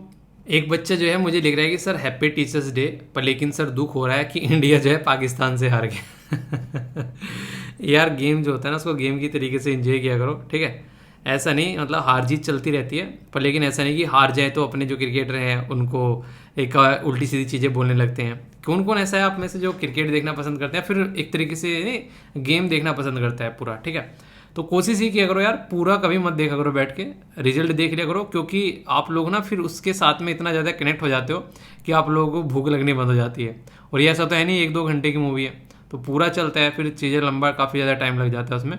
तो आप लोगों को अपने टाइम के ऊपर फोकस करना है। सिलेक्शन लेने के बाद में ज़िंदगी में एंजॉय कर लेना, पर लेकिन प्रेजेंट टाइम पे काम पे फोकस करना। ठीक है, तो एशिया कप जो है पाकिस्तान में होने वाला था 2022 का, पर लेकिन पाकिस्तान में नहीं हुआ, वो श्रीलंका में पोस्टपोन कर दिया। ठीक है, तो श्रीलंका में पहुंच गया। अभी बोला जा रहा है 2023 का पाकिस्तान में होस्ट किया जाएगा। ठीक है, तो ये बेसिक इन्फॉर्मेशन है जो थोड़ी बहुत बातें आप लोगों को पता होनी चाहिए। वैसे कौन सा एडिशन है एशिया कप का ये अब की बार अगर मैं आप लोगों से बातें करूँ, बताइए जरा, देखता हूँ कौन कौन बताता है। तो उसको दिल पर नहीं लगाया करते यार, वो सारी चीज़ें चलती रहती हैं। ठीक है, हार जीत जिंदगी का पार्ट है। ठीक है, तो आप लोग हैं जिंदगी की यही रीत है, हार के बाद ही जीते हैं तो वो बड़ा प्यारा गाना लगता है मुझे। चलिए जो भी है, फिलहाल ये स्कीम है, पर इस स्कीम में आगे बढ़ने से पहले मैं आप लोगों को इंपॉर्टेंट डे के बारे में बात करूंगा। ठीक है, और ये जो इंपॉर्टेंट डे है यहाँ पर, ये किसके बारे में बात करेगा, ये आप लोगों से स्किल के बारे में बात करेगा। तो कुछ बेसिक चीज़ें यहाँ पर जिसको हम लोग वर्ल्ड स्किल डे के बारे में बात करते हैं, तो कुछ बेसिक चीज़ें बताऊंगा जिससे आप लोग चीज़ों के साथ में अच्छे से कनेक्ट कर पाओगे। ओके, आप लोगों को स्किल आनी चाहिए यहाँ पर। तो 15 जुलाई को ये डे सेलिब्रेट किया जाता है। जो यूथ है ना, जिसको आप लोग गर्म खून बोलते हैं, वो एक ऐसा इंसान होता है जिसके अंदर ये रहता है कि कुछ भी कर देंगे यार। आज की डेट में कम से कम जो एज है ना ये यूथ की, इसके अंदर तो आप लोगों के अंदर उबाल आना चाहिए कि हाँ बस आज का दिन स्टार्ट हो गया, आप देखो कैसे दिन के अंदर आग लगाते हैं। और शाम तक इतने शानदार तरीके से अपने दिन को यूटिलाइज करो कि शाम को जब बिस्तर पर जाकर लेटो ना, लगे कि हाँ यार वाह क्या दिन जिया है आज हम लोगों ने। ठीक है, वो वाली फीलिंग लेना स्टार्ट करो, फिर देखो क्या मजा आता है। तो यहाँ पर वोकेशनल, इसी के साथ में टेक्निकल एजुकेशनल ट्रेनिंग प्रोवाइड करानी है ताकि स्किल डेवलपमेंट की जा सके। स्किल क्या होती है, जैसे कि मैं आप लोगों को टीचिंग एक तरीके से कर रहा हूं, यहां पर पढ़ा रहा हूं, तो एक स्किल है टीचिंग की। डॉक्टर होता है, स्किल हो गई। कारपेंटर है, बढ़ई, स्किल हो गई। बिजली इलेक्ट्रिशियन है, बिजली स्किल हो गई। ठीक है, जो किसान खेती कर रहा है, स्किल हो गई। तो इस तरीके से आप लोग समझ सकते हैं, किसी के पास में अगर कोई भी स्किल होगी तो शानदार तरीके से वो उसको यूज कर सकता है, और काफी शानदार तरीके से अगर स्किल इस्तेमाल की जा रही है तो फिर उसके रिजल्ट भी उसी तरीके से निकल कर आते हैं। थीम क्या है, transforming youth skill for the future. तो ये थीम यहां पर रखी गई है, तो बहुत ही इंपॉर्टेंट है, जो कि आप लोग यहां पर इसके बारे में समझ सकते हैं। ठीक है, तो स्किल डेवलपमेंट पर हमेशा फोकस दो। मैं तो ये बोलूंगा, आप लोग कोई एक काम कर रहे हो ना, जैसे मान लीजिए आप लोग पढ़ रहे हो, ठीक है, तो पढ़ते पढ़ते आप लोग कोई ऐसी हॉबी भी डेवलप कर लो अपने साथ में। ठीक है, कोई भी ऐसा हो सकता है, जैसे चेस खेलना हो गया, ठीक है, लूडो को छोड़कर, ठीक है लूडो वगैरह और ये जो गेम चलते हैं ना, इनको छोड़कर कुछ ऐसी चीजें करो जिससे माइंड में भी आप लोगों के थोड़े से इंप्रूवमेंट आए। या फिर आप लोग टेबल टेनिस खेल सकते हो, बैडमिंटन वगैरह खेल सकते हो, कोई भी अपने अंदर अपनी बॉडी पर आप लोग काम करना स्टार्ट कर सकते हो। तो साइड में कुछ आप लोग कोई नई लैंग्वेज सीखना स्टार्ट कर सकते हो। ठीक है, कोई नई बुक उठा लो जिंदगी में, जो आप लोगों को लगे टाइम को मैनेज करने में, जिंदगी को इंप्रूव करने में हेल्प करेगी। बहुत सारी ऐसी चीजें यार जिंदगी में आप लोग जिनको कर सकते हो। बस आप लोगों को टाइम को नहीं मैनेज करना है, कभी भी अपने आप को मैनेज करना है टाइम के हिसाब से। क्यों, टाइम तो 24 घंटे ही होंगे भाई साहब, आप लोग मैनेज कर 25 तो बनाने के नहीं उनको, या फिर 23 कर दोगे। 24 के 24 घंटे सबके पास में होते हैं, मेरे पास में, आपके पास में, मम्मी के पास में, आपके पापा के पास में, प्राइम मिनिस्टर मोदी के पास में, रिक्शा वाले के पास में, हर एक के पास में। अब कितने अच्छे से आप लोग इन 24 घंटों के हिसाब से अपने आप को मैनेज कर पा रहे हैं, वो है कला। तो वो कला जिस दिन आप लोग सीख गए तो फिर कोई दिक्कत नहीं रहेगी। तो इसके ऊपर फोकस देना है कि कैसे टाइम को मैनेज करना है। ठीक है, अपने हिसाब से, मतलब अपने आप को मैनेज करना है टाइम के हिसाब से। ठीक है, उल्टा बोल दिया मैंने, सॉरी तो ये आप लोग करिए और फिर देखिए कितने शानदार तरीके से परफॉर्मेंस आती है। ओके, तो स्किल डे के बाद में अब आप लोगों से बात करूंगा प्रधानमंत्री कौशल विकास योजना के बारे में। ये एक ऐसी योजना है जो कि हमारे देश में कौशल का विकास कर रही है, यानी कि स्किल का डेवलपमेंट कर रही है। तो इसमें अभी 3.0 वर्जन आप लोगों को देखने को मिल रहा है। तो मिनिस्ट्री ऑफ जो एजुकेशन है उसने यहाँ पर इन्फॉर्म किया लोकसभा के अंदर में कि 3 लाख के करीब वुमेन जो है वो ट्रेन की गई है इस पर्टिकुलर स्कीम के तहत। यानी कि ये जो स्कीम है ये कहीं ना कहीं वुमेन एम्पावरमेंट का भी काम कर रही है, तो महिलाओं का विकास कर रही है यहाँ पर। तो इसके लिए भी ये काफ़ी इंपॉर्टेंट हो जाता है। पीआईबी ने कवर किया इसको द हिंदू ने भी कवर किया इसको इंडियन एक्सप्रेस ने भी कवर किया। तो ये काफ़ी बेहतरीन न्यूज़ है। तो उसका पूरा जिस्ट जो है वो आप लोगों के सामने है यहाँ पर। की कंपोनेंट क्या होते हैं वैसे स्किल के, कि शॉर्ट टर्म ट्रेनिंग देनी है। ठीक है, इसी के साथ में रिकॉग्नाइज करना है प्रायर लर्निंग को, स्पेशल जो प्रोजेक्ट तैयार करना है, कौशल, और इसी के साथ में रोजगार के मेले लगाए जाते हैं ताकि लोगों का प्लेसमेंट किया जा सके, कंडीशन को मॉनिटर करना है, और स्टैंडर्डाइज ब्रांडिंग और कम्युनिकेशन लेकर चलना है। तो यानी कि एक पूरा प्रोसीजर है। जैसे मैं बोलता हूँ ना, आप लोगों को एग्जाम क्लियर करना है तो आप लोगों को पहले पुराने क्वेश्चन पेपर देखने हैं, आप लोगों को सिलेबस देखना है, और इसके बेस पर आप लोग अपने दोस्त भी तैयार कर सकते हो। मतलब अगर आप लोग किसी को दोस्ती करनी है ना और आप लोग यूपीएससी की प्रिपरेशन कर रहे हो, तो ये देखो क्या उस इंसान को सिलेबस याद है। जिस इंसान को सिलेबस याद नहीं होगा वो इंसान जो है सीरियस यूपीएससी की तैयारी नहीं कर रहा है। आप लोगों को सिलेबस कंठस्थ होना चाहिए। आप लोगों को पता होना चाहिए कि जो टॉपिक आप लोग पढ़ रहे हैं कहीं से भी, कि क्या वो सिलेबस के किस पार्ट के साथ में कोरिलेट कर पाता है, कौन से आप लोग इसको पेपर के साथ में उसको कोरिलेट कर पाते हैं, फर्स्ट सेकंड थर्ड फोर्थ जो भी आप लोग दे रहे हैं। तो ये आप लोग जब आप लोग उसके साथ में कनेक्ट कर पाओगे तो इसका मतलब है कि आप लोग सही तरीके से सही डायरेक्शन में चल रहे हैं। और ये कब होगा, ये तब होगा जब सिलेबस आप लोग कंठस्थ कर लेंगे। तो इसलिए किसी से भी आप लोगों ने अगर कभी सुना हो तो हमेशा वो बोलता है कि सिलेबस के ऊपर पूरी कमांड होनी चाहिए। तो सिलेबस के ऊपर पूरी कमांड रहेगी तो आप लोग सारी चीज़ों को अच्छे से कंट्रोल कर पाओगे। तो सिलेबस को जरा सा भी लापरवाही से नहीं देखना है। ठीक है, तो ये बात हो गई यहाँ पर। तो ये जो स्कीम है ये लॉन्च की गई थी, याद रखिएगा 2015 में। ठीक है, दिखाएगी इस स्कीम है प्रधानमंत्री कौशल विकास योजना। तो 2015 में ये स्कीम लॉन्च की गई थी और कौशल का विकास डेवलपमेंट स्किल करना था यहाँ पर। तो इसलिए कौन सी मिनिस्ट्री यहाँ पर आएगी, तो याद रखिएगा कंफ्यूजन नहीं होना चाहिए, मिनिस्ट्री ऑफ स्किल डेवलपमेंट यहाँ पर काम करती है। इसके मिनिस्टर कौन है वो आप लोग बताना, ये छोटी छोटी चीज़ें याद भी होना चाहिए। ठीक है, तो डिपार्टमेंट जो यहाँ पर मिनिस्ट्री ऑफ स्किल का जो डिपार्टमेंट ऑफ एंटरप्राइज है वो यहाँ पर आप लोग काम करता हुआ नजर आएगा। नेशनल स्किल डेवलपमेंट कॉर्पोरेशन बनाया गया। तो इसके चलते फ्री और पेड जो कंप्लीटली अगर बात करें यहाँ पर एक तरीके से जो फी भी है असेसमेंट फी, और इसी के साथ में पेड भी है, आप लोगों को देखने को मिलेगा। गवर्नमेंट के द्वारा यहाँ पर ट्रेनिंग की बातें की गई, यानी कि एक तरीके से यहाँ पर ट्रेन करने की बात की गई, और सेंट्रल स्टेट गवर्नमेंट के द्वारा काम किया गया मिलकर यहाँ पर। ठीक है, यानी कि मतलब सीधा सीधा यहाँ पर ये है कि जो इसके अंदर ट्रेनिंग प्रोवाइड करा जाए असेसमेंट की, ठीक है, तो उसमें यहाँ पर सेंट्रल स्टेट गवर्नमेंट ने मिलकर काम किया। तो यहाँ पर 50-50% फंड जो है वो दोनों के द्वारा यहाँ पर इसमें डाला गया, ताकि जो यूथ है उसको स्किल प्रोवाइड कराई जा सके, और अगर स्किल रहेगी तो यूथ को हम लोग एक सही डायरेक्शन में अपने देश को आगे बढ़ाने में उसका यूटिलाइजेशन किया जा सकता है। इस स्किल के अलग अलग फेज चले, जैसा मैंने अभी बताया, यहाँ पर तीसरा फेज है। इसका फर्स्ट वर्जन यहाँ पर लॉन्च किया गया था वर्ल्ड स्किल डे पर, ये 15 जुलाई, ठीक है। फिर आगे यहाँ पर चली सेकंड वर्जन आ गया 2016 से लेके 2020 तक का, ठीक है। पहले 15 में चला, फिर आगे चढ़ गया। तो सेंट्रली स्पॉन्सर्ड, ये यहाँ पर बैठ की सेंट्रली स्पॉन्सर्ड मैनेज्ड और सेंट्रली स्पॉन्सर्ड स्टेट मैनेज, यानी कि यहाँ पर सेंट्रल गवर्नमेंट और नेशनल जो स्टेट गवर्नमेंट है दोनों के द्वारा मिलकर यहाँ पर काम किया गया। और अभी यहाँ पर जो तीसरा वर्जन आ रहा है, बोला जा रहा है कि लगभग 717 डिस्ट्रिक्ट, 28 स्टेट और 8 यूनियन टेरिटरी यहाँ पर आत्मनिर्भर भारत की ओर बढ़ने में यहाँ पर चल रहे हैं। तो एक तरीके से डिसेंट्रलाइज स्ट्रक्चर की जा रही है, ज़्यादा से ज़्यादा लोगों तक इस स्कीम को पहुँचाया जाएगा। ट्रेन किया जाएगा लगभग 8 लाख के करीब ओवर द स्कीम पीरियड जो रहेगा उसके अंदर में। और मोर ट्रेनिंग यहाँ पर आप लोगों को देखने को मिल रहे हैं, और ज़्यादा गैप जो सप्लाई था उसको भरा जाएगा, एनकरेज किया जाएगा ज़्यादा से ज़्यादा कंपटीशन स्टेट के बीच में, बॉटम अप अप्रोच लेकर चलेंगे। ये शब्द काफ़ी इंपॉर्टेंट है। इसका मतलब होता है कि नीचे से लोगों को सिखाकर चलेंगे, यानी कि जो सबसे कम सीखने वाला है, एक टीचर जो होता है जो पढ़ाता है, तो वो एक सोचता है कि पूरी की पूरी क्लास जो है वो अच्छे से चीज़ों को समझ पाए। ऐसा नहीं कि मतलब 2-4 को पढ़ाकर चला गया और उससे मुझे मतलब नहीं, ऐसा नहीं होता, ऐसे नहीं बना करते टीचर, ठीक है। तो यहाँ पर ये स्किल जो मिशन है इसका टारगेट ये है कि एक तरीके से यूथ को पूरे को साथ में लेकर चला जा सके। ये जो मिशन लॉन्च किया गया था इसका पूरा टारगेट ये था कि 40 करोड़ के करीब जो लोग हैं डिफरेंट स्किल में उनको तैयार किया जा सके 2022 तक। क्यों? क्योंकि 75वीं आज़ादी की सालगिरह सेलिब्रेट कर रहे हैं, तो एक स्किल डेवलपमेंट होना चाहिए। तो नेशनल स्किल डेवलपमेंट, इसके लिए यहाँ पर मिशन चलाया गया। नेशनल पॉलिसी बनाई गई स्किल डेवलपमेंट एंड एंटरप्रेन्योरशिप के लिए यहाँ पर। इसी के साथ में प्रधानमंत्री कौशल विकास योजना और स्किल के लिए लोन भी अलग से दिया गया ताकि लोग जो हैं अपनी स्किल में इन्वेस्ट कर सकें। मैं आप लोगों को बोल रहा हूँ, आप लोगों को मान लीजिए कोई कोर्स सीखना है, ठीक है, आप लोग कुछ भी जैसे कि गिटार बजाना सीखना है, ठीक है, आप लोग कोई और कोर्स सीखना है जो भी आप लोगों को लगे ज़िंदगी में, कोई प्रोग्रामिंग आप लोगों को सीखनी है, तो उस पर अगर थोड़ा सा इन्वेस्टमेंट करना पड़ जाए ना, कभी पीछे मत हटना, ठीक है। अगर आप लोगों को लग रहा है कि यार इतने में तो मैं मोबाइल खरीद लूँगा, इतने में तो मैं अपनी एक अच्छी सी शर्ट लेकर, पैंट शर्ट लेकर आ जाएंगे, ठीक है, उनको आप लोग एक बार को इग्नोर कर सकते हो, कोई दिक्कत नहीं है। पर इन्वेस्टमेंट करना पड़े एक, कम से कम आप लोग अपनी ज़िंदगी में अपनी नॉलेज के ऊपर इन्वेस्ट कीजिए आप लोग हमेशा, ठीक है। तो आप लोगों को कभी भी चीज़ें देखने को नहीं मिलेगी। आज के दिन में मैं आप लोगों को बता दूं, मैंने इतने सारे न्यूज़पेपर सब्सक्राइब कर रखे हैं जिसकी कुछ हद नहीं है, ठीक है। द हिंदू और इंडियन एक्सप्रेस, ये तो बेसिक आप लोगों को देखने को मिलेगा। हिंदुस्तान टाइम्स, इनके लिए प्रॉपर पेमेंट कर रखा है मैंने 2024 तक का, मतलब एक तरीके से आगे तक का। तो क्यों? क्योंकि मुझे पास में न्यूज़पेपर होना चाहिए, ठीक है।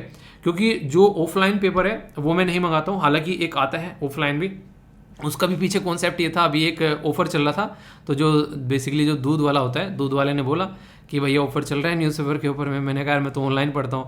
कह रहा भैया ले लो, और कुछ नहीं तो रोटी रख के खा लेना उन्हें बिछा के खाना खा लेना।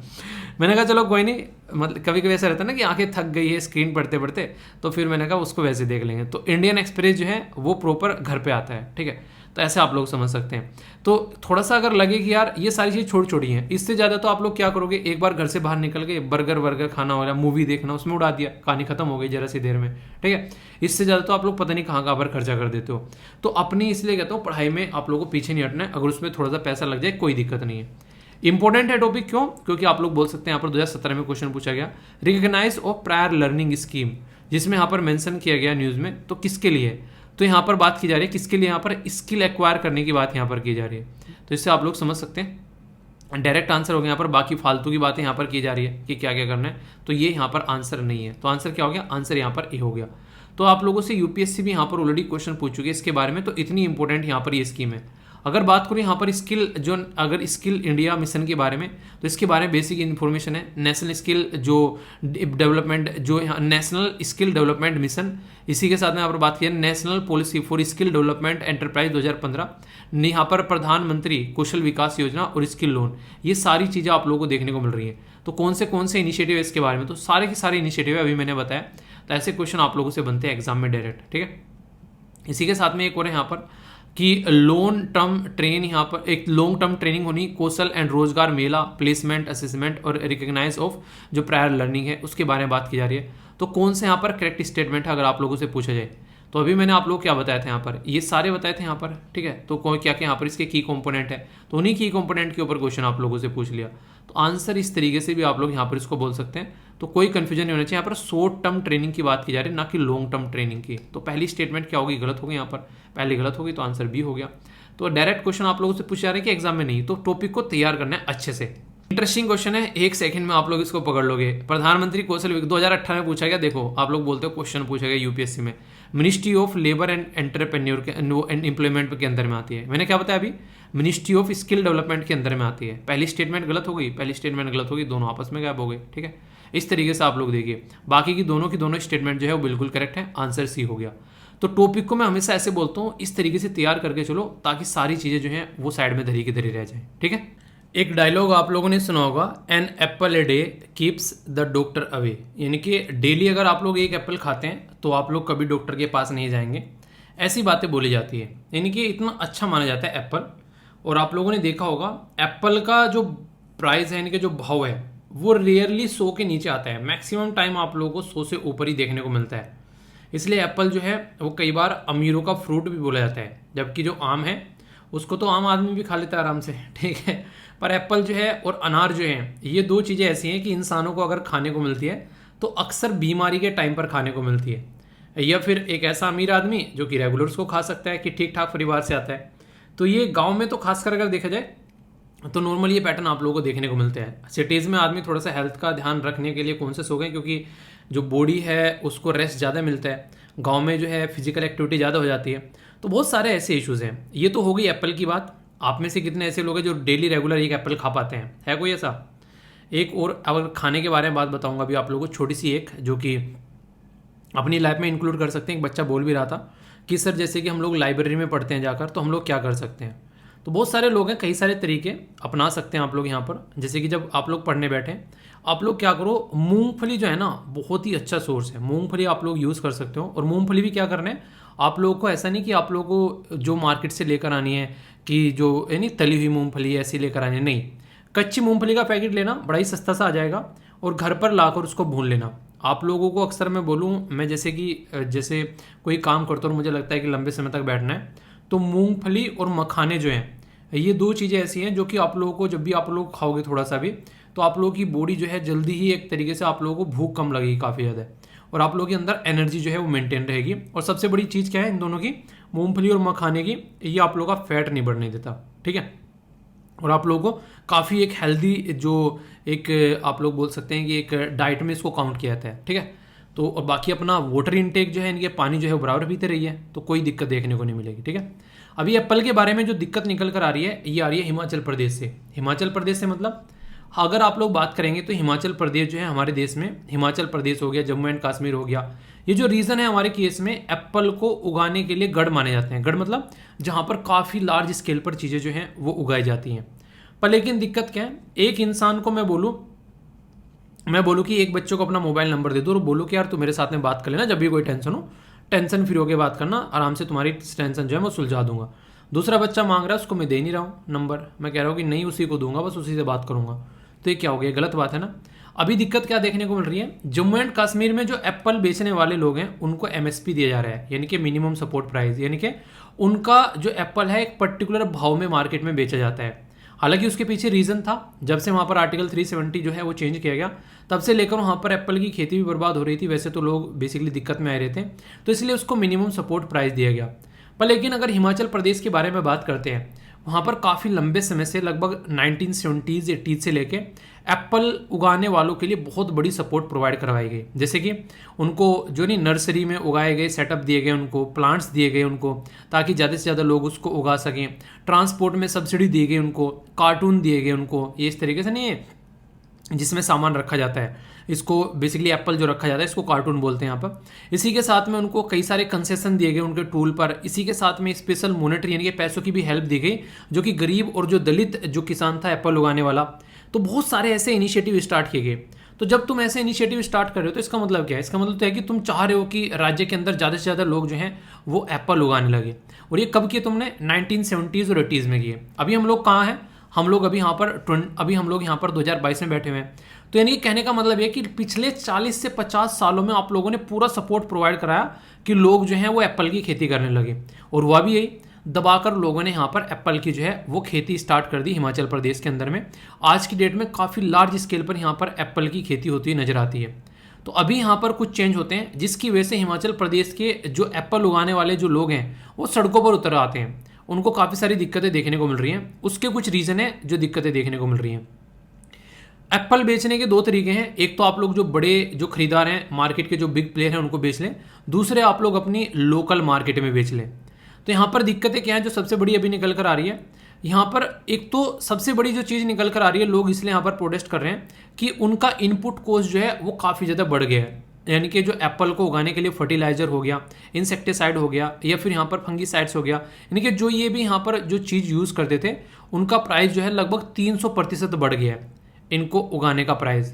दूसरा यहाँ पर ये तो बढ़ी रहा है, दूसरा यहाँ पर एप्पल का जो कार्टून होता है या फिर जो ट्रे होती है, यानी कि जो पैकेजिंग मटेरियल है यहाँ पर, वो उसका भी प्राइस जो है वो काफ़ी ज़्यादा बढ़ गया है। एक टाइम पर ऐसा था यहाँ पर लगभग 10 साल पहले, 8 साल पहले 30 रुपये का एक कार्टून आता था। अब ये कार्टून 130 रुपये का आता है।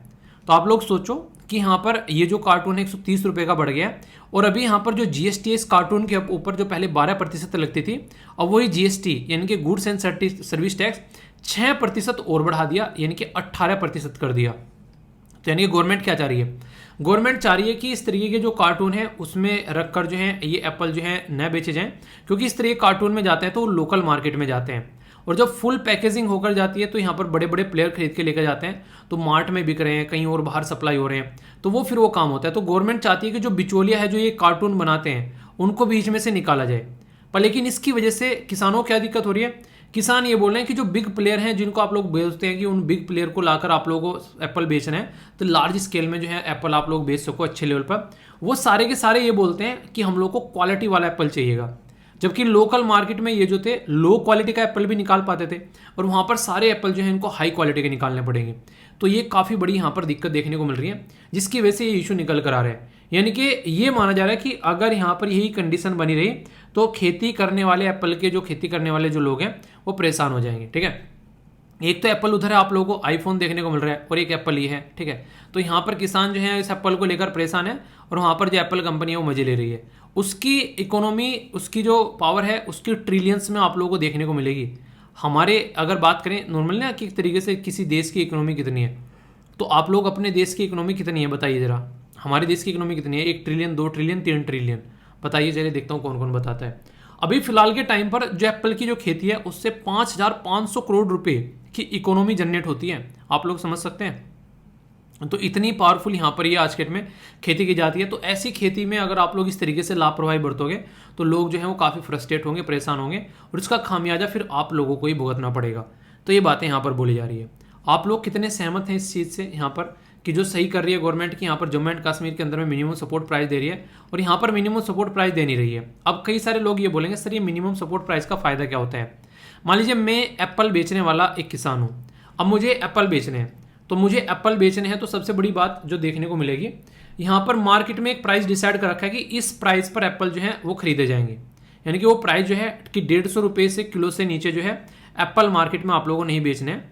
अगर 150 रुपये से ऊपर आप लोग ये तो बेचो कहीं और जाकर, वरना हम खरीद लेंगे, गवर्नमेंट ने ये बोला। पर लेकिन ये बोला ओनली जम्मू एंड कश्मीर वालों के लिए, ये हिमाचल प्रदेश वालों के लिए नहीं बोला। अब यहाँ पर जो भी खरीदने आ रहा है वो बोल रहा है मार्केट में भाई मुझे 100 रुपये में चाहिए, 100 से फालतू नहीं दे सकता। अब मजबूरन उनको इससे भी नीचे बेचने पड़ते हैं, क्योंकि सामने वाला भाव बढ़ाने के लिए तैयार ही नहीं है। तो दिक्कत उनको बहुत सारी फेस करनी पड़ रही है, तो इसके चलते वो जो है सड़कों पर उतर आए हैं। आप लोगों को पता है हमारे देश में सबसे बड़ी सोल्यूशन क्या लगता है कि जब कोई सोल्यूशन नहीं निकला है तो सड़कों पर उतराओ, तब जाकर गवर्नमेंट सुनती है। क्या गवर्नमेंट को नहीं पता ये प्रॉब्लम फेस कर रहे हैं यहाँ पर जो किसान, वो खुद भी यहाँ पर सोल्यूशन निकाल सकती है, पर लेकिन रियलिटी में वो चीज़ें नहीं होती हैं, जिसकी वजह से सबसे ज़्यादा दिक्कतें निकल कर आती है। कोई इंसान ऐसा है जो कि अपनी ड्यूटी को प्रॉपर वे में फॉलो करता है, वरना ज़्यादातर दिक्कतें देखने को मिलती हैं और लोग जो हैं फ्रस्ट्रेट और परेशान होते रहते हैं उसको लेकर। तो ये पूरा टॉपिक था। आई होप कि आप लोगों के माइंड में कन्फ्यूजन जो है वो दूर हो गया होगा। आगे अगर एप्पल के बारे में कुछ लिखने के लिए आए तो आप लोग आसानी से उसको टैकल कर पाओगे। ओके दोस्तों, कल को चलकर अगर आप लोग किसी भी पोस्ट पर बैठते हो किसी भी गवर्नमेंट ऑफिस के अंदर में, तो बहुत सारी ऐसी चैलेंजेस आप लोगों के सामने आएंगे जिसमें आप लोगों को शाम दाम दंड भेद लगाना पड़ेगा। अभी यहाँ पर जो एक IPS ऑफिसर हैं उनके द्वारा महाराष्ट्र का जो सोलापुर डिस्ट्रिक्ट है वहाँ पर ये हूच जो बेसिकली होता है इलीगल तरीके से बनाई गई शराब, उसके धंधे को उनके द्वारा जो है अभी यहाँ पर कंट्रोल किया गया। तो प्रॉपर सिस्टमेटिक वे में इनके द्वारा यहाँ पर काम किया गया। तो ये एक अच्छी गवर्नेंस का एक शानदार उदाहरण आप लोग बोल सकते हैं, जो कि आप लोग एग्जाम्पल के तौर पर कोड भी कर सकते हैं अगर कहीं लिखने के लिए आ जाए कि इंडियन पुलिस सर्विसेज के जो ऑफिसर्स हैं उनके द्वारा सॉफ्ट पावर यूज़ किया गया। सॉफ्ट पुलिसिंग मतलब कि यारी दोस्ती कर कर, चीज़ों को समझाकर, एडवर्टीजमेंट कर कर उस तरीके से काम किया गया। सॉफ्ट पावर का मतलब क्या होता है, जब किसी एक देश के साथ में दूसरे देश के रिलेशन बनाने होते हैं तो सॉफ्ट पावर बोलते हैं, कई बार काफ़ी अच्छा रोल प्ले करते हैं। जैसे कि रिलीजन के नाम पर एक दूसरे के साथ में कनेक्टिविटी, एजुकेशन के नाम पर कनेक्टिविटी, हेल्थ के नाम पर कनेक्टिविटी, कल्चर के नाम पर कनेक्टिविटी, एक कंट्री से दूसरे कंट्री में लोग काम व्यापार करने जा रहे हैं उसके नाम पर कनेक्टिविटी। तो ये सिस्टम आप लोगों को देखने को मिलेगा। नॉर्मली जो शब्द मैं आप लोगों को यहाँ पर बताना चाहता हूँ, आप लोगों ने सुना होगा अल्कोहल, ठीक है। तो अल्कोहल नॉर्मली जो इंसान पीता है तो एक तरीके से पीने के बाद में एक अलग ही मदमस्त हो गया इंसान, ठीक है, ऐसा लगता है किसी और दुनिया में चला है। पर लेकिन वो शॉर्ट टर्म टेम्परेरी एक तरीका आप लोग बोल सकते हैं कि इंजॉयमेंट का एक साधन होता है, पर लॉन्ग टर्म पर वो काफ़ी ज़्यादा नुकसान पहुंचाता है। क्योंकि अल्कोहल जो है उसके अंदर आप लोग को इथाइल अल्कोहल या फिर एथेनॉल देखने को मिलते हैं। अगर उसकी ज़्यादा क्वांटिटी इंसान की बॉडी में जाती है तो वो काफ़ी नेगेटिव इम्पैक्ट यहाँ पर डालती हुई नजर आती है। अगर प्रॉपर एक सिस्टमेटिक तरीके से बनाई गई शराब जो है उसमें शुगर और स्टार्च यूज़ किया जाता है, अल्कोहल जो बेसिकली बनाने के लिए एक पर्टिकुलर एक अल्कोहल कॉन्सेंट्रेशन पे ले जाकर एक बैलेंस वे में शराब बनाई जाती है, ठीक है। तो यहाँ पर जितनी पुरानी शराब होती है उतना ही शानदार ये माना जाता है कि वो एक तरीके से अच्छी रहेगी। पर लेकिन आज के डेट में क्या चलते हैं, आप लोगों ने देखा होगा पोबे पीते हैं लोग, यानी कि कहीं लोकल एरिया में ठेके पर बनती है शराब, उसी को लेकर आ गए, उसको इलिसिट लिकर या फिर हूच बोलते हैं, यानी कि नकली शराब भी आप लोग यहाँ पर बोल सकते हैं। वो एक ऐसी शराब होती है जो कि इंसान की बॉडी को बहुत हद तक बर्बाद कर सकती है। कई सारे लोग उसको पीने की वजह से अंधे हो जाते हैं, कई सारे लोगों की जो है डेथ यानी कि जान चली जाती है बिल्कुल। और ये जो अभी आप लोग सुन रहे हैं ना, बार बार मैं बोल रहा हूँ हूच स्ट्रेटजी, तो अलास्का जो कि यूएसए के अंदर एक रीजन आप लोगों को देखने को मिलेगा। एग्जैक्ट लोकेशन आप लोग यहाँ पर देखते हैं, एग्जैक्ट लोकेशन कहाँ पर पड़ेगी तो ये आप लोगों के सामने, ठीक है। तो ये रीजन पहले रसिया का हुआ करता था, फिर इसको यूएसए ने परचेज कर लिया पर लेकिन वही किस्मत की बात है, आज की डेट में ये यूएसए के अंडर में है। रसिया ने कब बेचा था इसको आप लोग ये बताइएगा। यहाँ पर ये वर्ड यूज़ किया था हुचिनो। हुचिनो जो है यहाँ पर ये शब्द यूज़ किया था बेसिकली, यहाँ से टर्म निकल कर आई अलास्का के अंदर से। तो यहाँ पर अब हमारे देश के अंदर भी इसी को यूज़ किया जा रहा है, जो कि गलत तरीके से बनाई गई जो शराब है उसके लिए यहाँ पर हम लोग ये शब्द इस्तेमाल कर रहे हैं। तो इसको यहाँ पर काफ़ी ज़्यादा ज़रूरी है कि इसको ठीक करना, और इसके लिए अलग अलग लोगों की अलग अलग रेस्पॉन्सिबिलिटी भी यहाँ पर बताई गई है। सबसे बड़ी तो रेस्पॉन्सिबिलिटी के बारे में अगर मैं बात करूँ उससे पहले एक डेटा बता देता हूँ। हमारे देश में NCRB national crime record bureau का नाम आप लोगों ने कई बार मेरे मुंह से सुना होगा। ये किस मिनिस्ट्री के अंडर में आती है, ये मिनिस्ट्री ऑफ होम अफेयर के अंडर में आती है। इसने कई बार चिल्ला कर ये बोला है कि भाई साहब इसकी वजह से लोगों की जान जाती है काफ़ी लार्ज स्केल पर। तो 2016 से लेके 2020 तक का अगर आंकड़ा माने, ये गलत तरीके की नकली शराब पीने की वजह से आप लोग हैरान हो जाओगे सुन के, 6172 लोगों की जान चलेगी गलत शराब पीने से। वो गए थे मज़ा लेने के लिए, कुछ दुख दर्द भुलाने के लिए, पर लेकिन वहाँ पर उनकी जान चलेगी ये गलत तरीके की शराब पीने की वजह से। तो ये इशू आप लोगों को देखने को मिलते हैं। तो ऐसा नहीं है कि यहाँ पर इन चीज़ों के ऊपर काम नहीं किए जाते हैं। हमारे संविधान के अंदर इवन संविधान निर्माताओं के द्वारा आर्टिकल तक रखे गए हैं पार्ट 4 के अंदर में, जिसको आप लोग बोलते हैं DPSP, यानी कि directive principle of state policy. मतलब यानी कि ये वो डायरेक्टिव्स हैं जो स्टेट को गाइड करते हैं कि आप लोगों को ऐसी पॉलिसी बनानी है।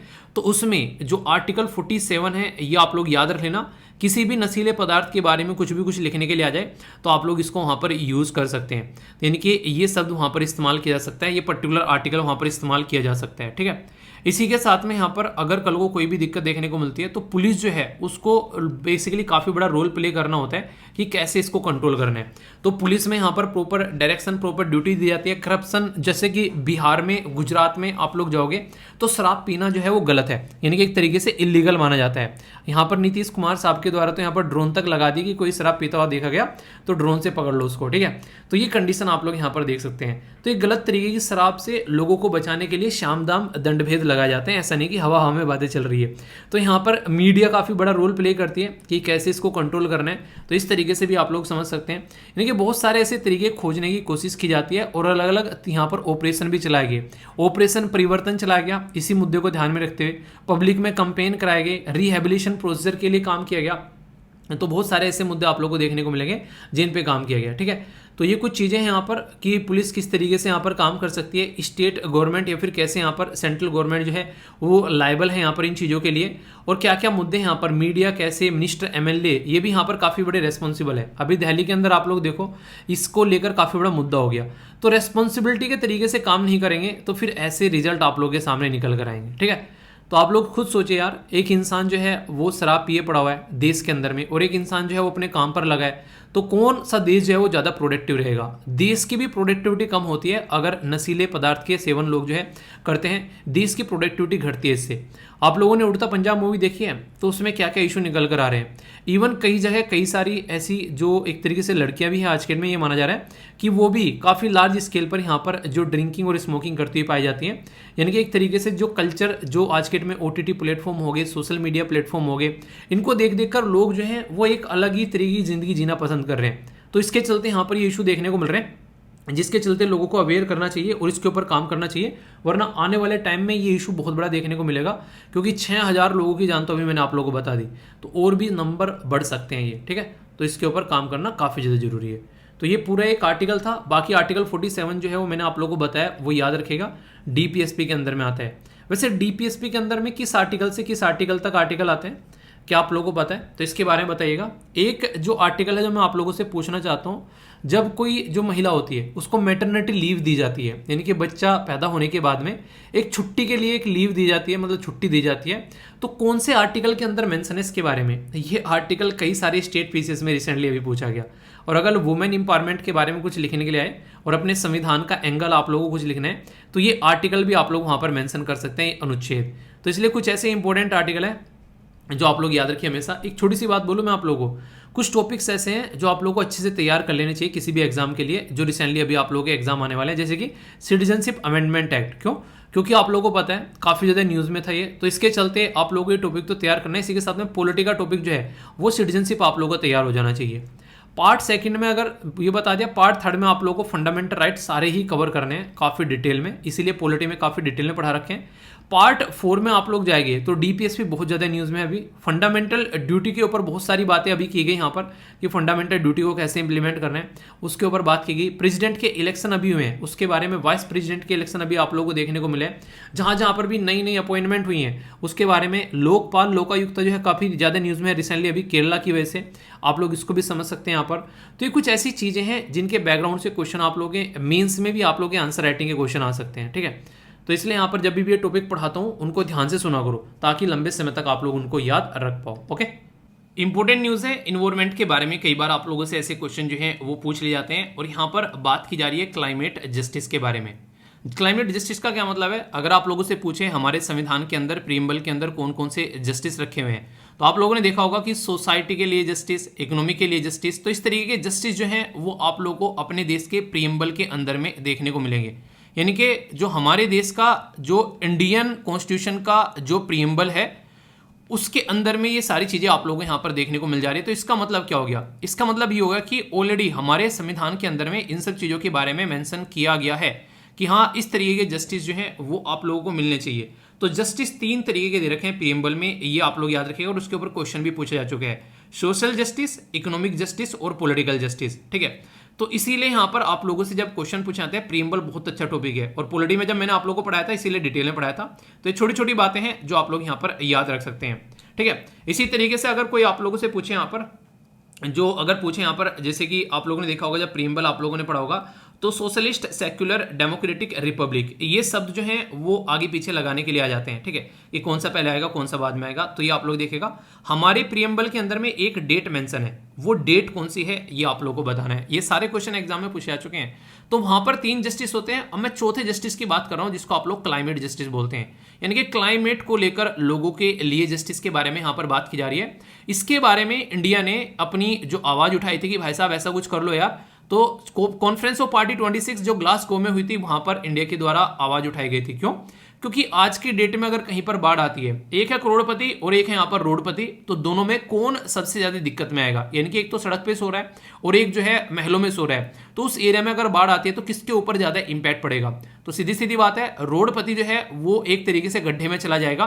तो इसके चलते अलग अलग लोगों पर अलग अलग इंपैक्ट पड़ रहा है इन्वायरमेंट का, और ये बातें हम लोग को समझनी पड़ेगी। तो इंडिया ये कह रहा है कि जो नेक्स्ट कॉन्फ्रेंस अभी होने वाली है, सबसे ज्यादा फोकस उसी पे रखेंगे कि यहां पर इस पर्टिकुलर मुद्दे को उठाया जाए और उसको इंप्लीमेंट किया जाए। नेक्स्ट कॉन्फ्रेंस और पार्टी जो है वो आप लोगों को 27 देखने को मिलेगी अभी नवंबर के महीने में। तो वो किस कंट्री में होने वाली है, 27 और 28 दोनों याद रखिएगा, ठीक है। और इसी के साथ में ये 26 है, 25 क्या कहीं पे हुई थी, तो वो कहां पे हुई थी ये आप लोगों को बताना है, ठीक है। तो इंपॉर्टेंट है, इसके बारे में आप लोगों को याद रखना है। कई बार बेसिक क्वेश्चन रहते हैं, आप लोगों से डायरेक्ट पूछ ले आते हैं, अगर ढंग से याद रखोगे तो माइंड में कंफ्यूजन नहीं रहेगा, ठीक है।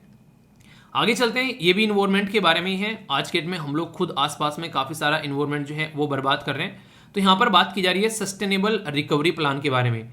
इंटरनेशनल एनर्जी एजेंसी जो है उसके द्वारा लेटेस्ट रिपोर्ट में अभी यहां पर ऑब्जर्व किया गया है कि जो कार्बन एमिशन है, ठीक है, तो वो आप लोगों को यहां पर पहले जो कोविड-19 के टाइम पे चीजें नीचे गई फिर ऊपर आ रही है। तो उसके लिए यहां पर बात की जा रही है एक सस्टेनेबल रिकवरी प्लान के बारे में।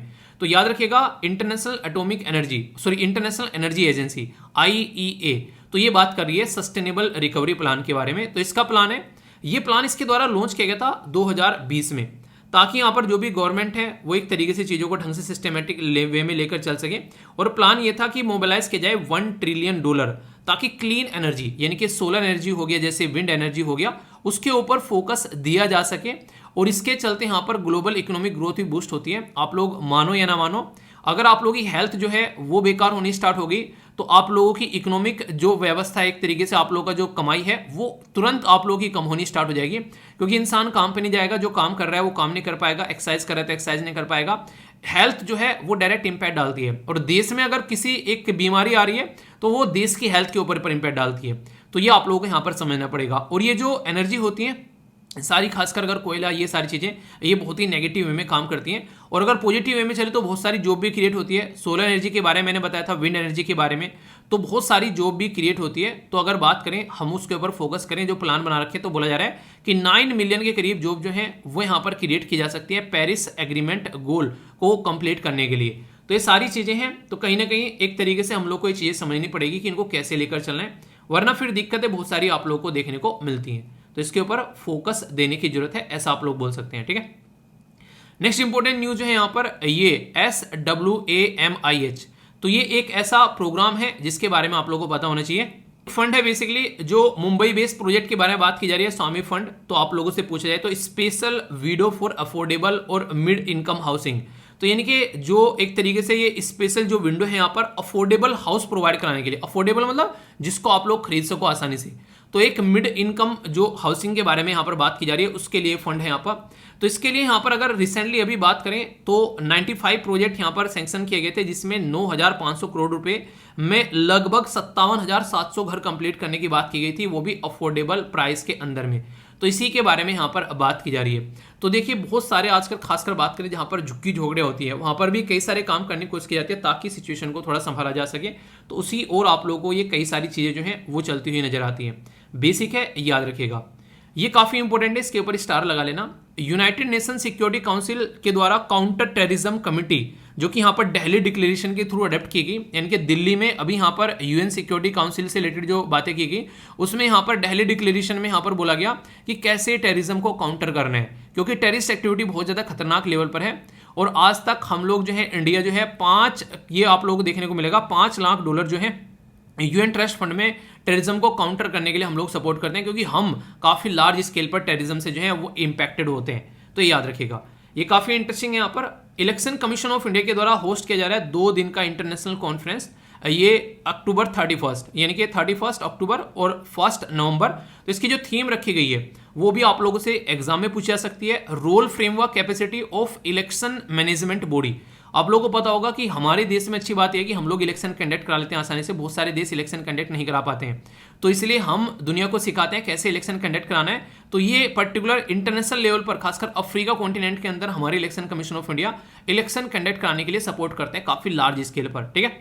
प्राइम मिनिस्टर मोदी जो है वो अभी कतर के जो अमीर तमीम जो बिन अहमद, ठीक है, बिन हामद बोलेंगे बेसिकली, अल थानी, ठीक है, तो ये देखने को मिला। तो यहाँ पर इसके साथ में बात की गई, क्योंकि 50 ईयर कंप्लीट हो रहे हैं कतर के साथ में। तो कतर के डिप्लोमेटिक रिलेशन के बारे में आगे क्वेश्चन पूछा सकता है, और 2023 में ये पूरे हो रहे हैं यहाँ पर, तो कैसे चीजों को और आगे लेकर चलना है। तो देखिए जैसे जैसे 50 ईयर्स हो गए, अब आंसर राइटिंग में आप लोगों से यहाँ से क्वेश्चन बन सकते हैं कतर के बारे में कि 50 साल अभी यहाँ पर पूरे हैं कतर के साथ में रिलेशन के, तो उससे में क्या क्या डेवलपमेंट है, क्या क्या कमियां हैं, खामियां हैं, जिसको हम लोग इंप्रूव कर सकते हैं। तो ऐसे क्वेश्चन एग्जाम में आप लोगों को देखने को मिलते हैं। तो यहाँ से क्वेश्चन बनते हैं अगर आप लोग चीज़ों को ढंग से तैयार करके चलोगे। ठीक है, टॉपिक आगे भी आएगा क्योंकि अभी 22 में बैठे हैं, 23 में जैसे आएंगे टॉपिक आएगा तो अच्छे से इसको कवर कर लेंगे किस दिन टाइम निकाल के, जिसमें ढंग से इंडिया और कतर के रिलेशन हो जाएंगे। ठीक है, ये सारी चीज़ें ऐसी हैं न्यूज़पेपर में आप लोगों को रेगुलर देखने को मिलेगी। अगर कॉन्टिन्यूसली आप लोग वीडियो देखते हैं और आप लोग उसको कभी भी छोड़ते नहीं है तो आप लोगों के सामने रिजल्ट हमेशा रहेगा। ठीक है, इंडियन डिफेंस मिनिस्टर जो है, मतलब हमारी डिफेंस मिनिस्ट्री जो है बिगेस्ट एम्प्लॉयर है, यानी कि 2.92 ये मिलियन लोगों को जॉब दिया है। ये बोला गया यहाँ पर बेसिकली एक ऑर्गेनाइजेशन के द्वारा जिसका नाम है यहाँ पर स्टेटिस्टा इन्फोग्राफी, इसके द्वारा बताया गया कि वर्ल्ड में सबसे ज्यादा जॉब जो देती है वो हमारी डिफेंस मिनिस्ट्री है। तो ये काफी इंटरेस्टिंग फैक्ट भी आप लोगों से एग्जाम में पूछा जा सकता है, वनडे टाइप एग्जाम में, तो हल्का सा याद रखिएगा। ठीक है, इंडिया और Mozambique Tanzania trilateral maritime exercise यहाँ पर तंजानिया के अंदर देखने को मिली। ठीक है, तो याद रखिएगा। Russia pull out of Ukraine grain export deal से आउट कर लिया क्योंकि क्रीमिया के अंदर में ड्रोन अटैक किए जा रहे हैं, जिसकी वजह से यहाँ पर रसिया जो है उसने बोला था कि ठीक है दुनिया को गेहूं प्रोवाइड करा दो, पर लेकिन हरकतें फिर से खराब होती यहाँ पर नजर आ रही है, तो उसके चलते रसिया ने अपने हाथ खींच लिए हैं। तो अपनी ही आप में काफी नेगेटिव चीज है क्योंकि अफ्रीका कॉन्टिनेंट की जो कंट्री है उन्होंने ये बोला था कल को चलकर अगर यही पैटर्न चलता रहा तो कोरोना से इतने लोग नहीं मरे थे जितने रसिया और यूक्रेन की लड़ाई से मिल जाएंगे। क्यों?